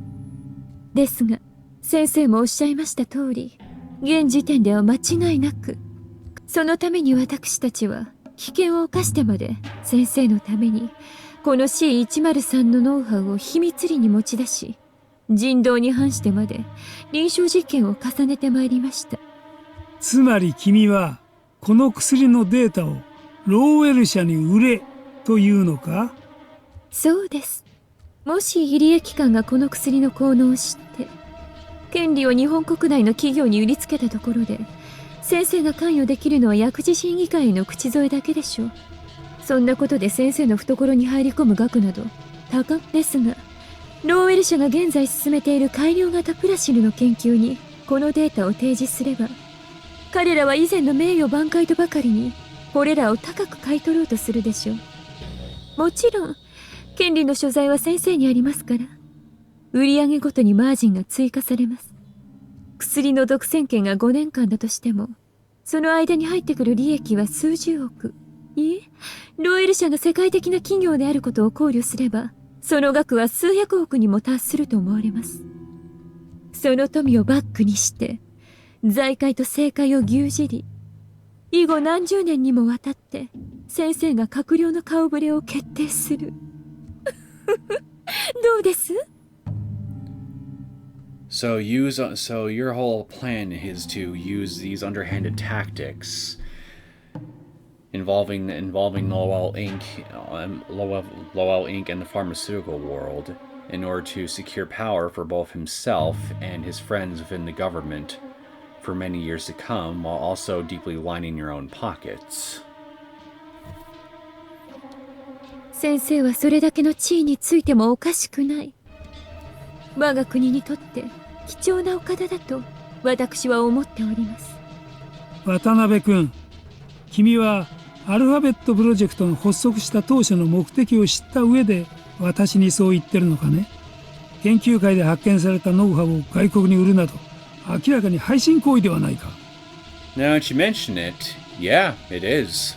確かに外国勢力に対抗するだけの次世代兵器を開発することがこのプロジェクトの骨子ではありました。ですが現実にはどうです？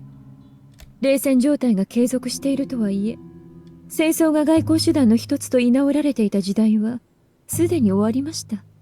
今後の国家間の力関係を決定するのは政治力もさることながら、それを裏付ける経済力です。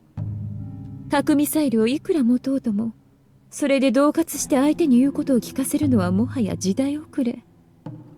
ならば先生のような高潔の死に権力な座についていただいた上で、どのような形であれ日本国内に外貨を流入させる方策を取ることこそ真の愛国的行為ではありませんか？ There's nothing patriotic or virtuous about what you're proposing here. どうかよくお考えください。私は先生のお人柄に惚れてあなた様に絶対の忠誠を誓うものです。どうかそのことだけは心の片隅にでもお留め置かれましたら幸甚でございます。Yeah, I totally believe you're not lying through your teeth right now or anything like that.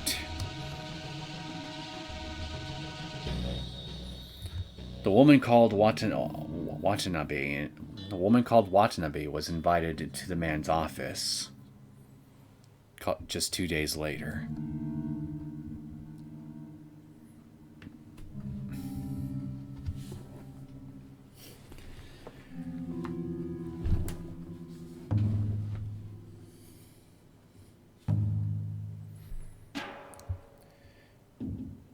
It's amazing what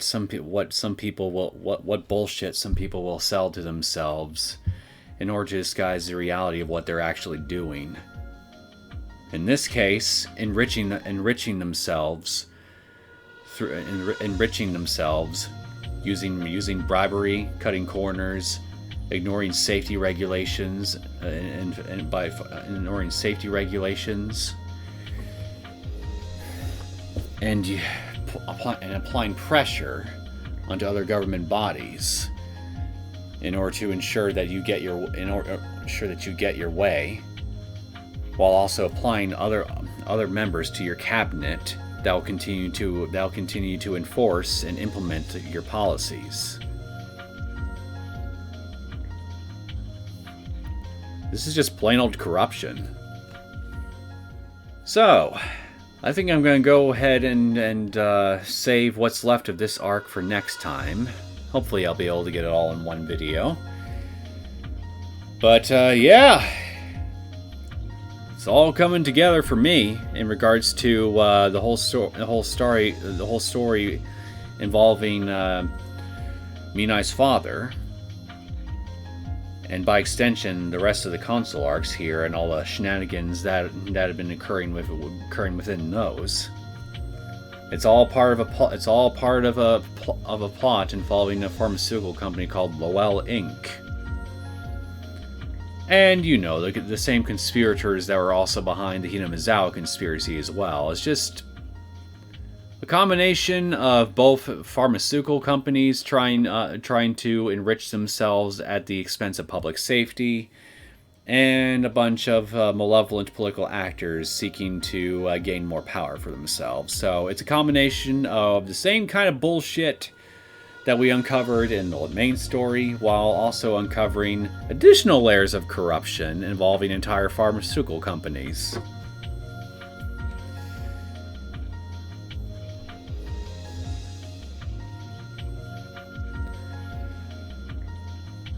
So, I hope everybody enjoyed this latest episode of the Hinamizawa, the Higurashi When They Cry console arcs. And if you did, and you want to see more content from me, feel free to hit that like button and subscribe.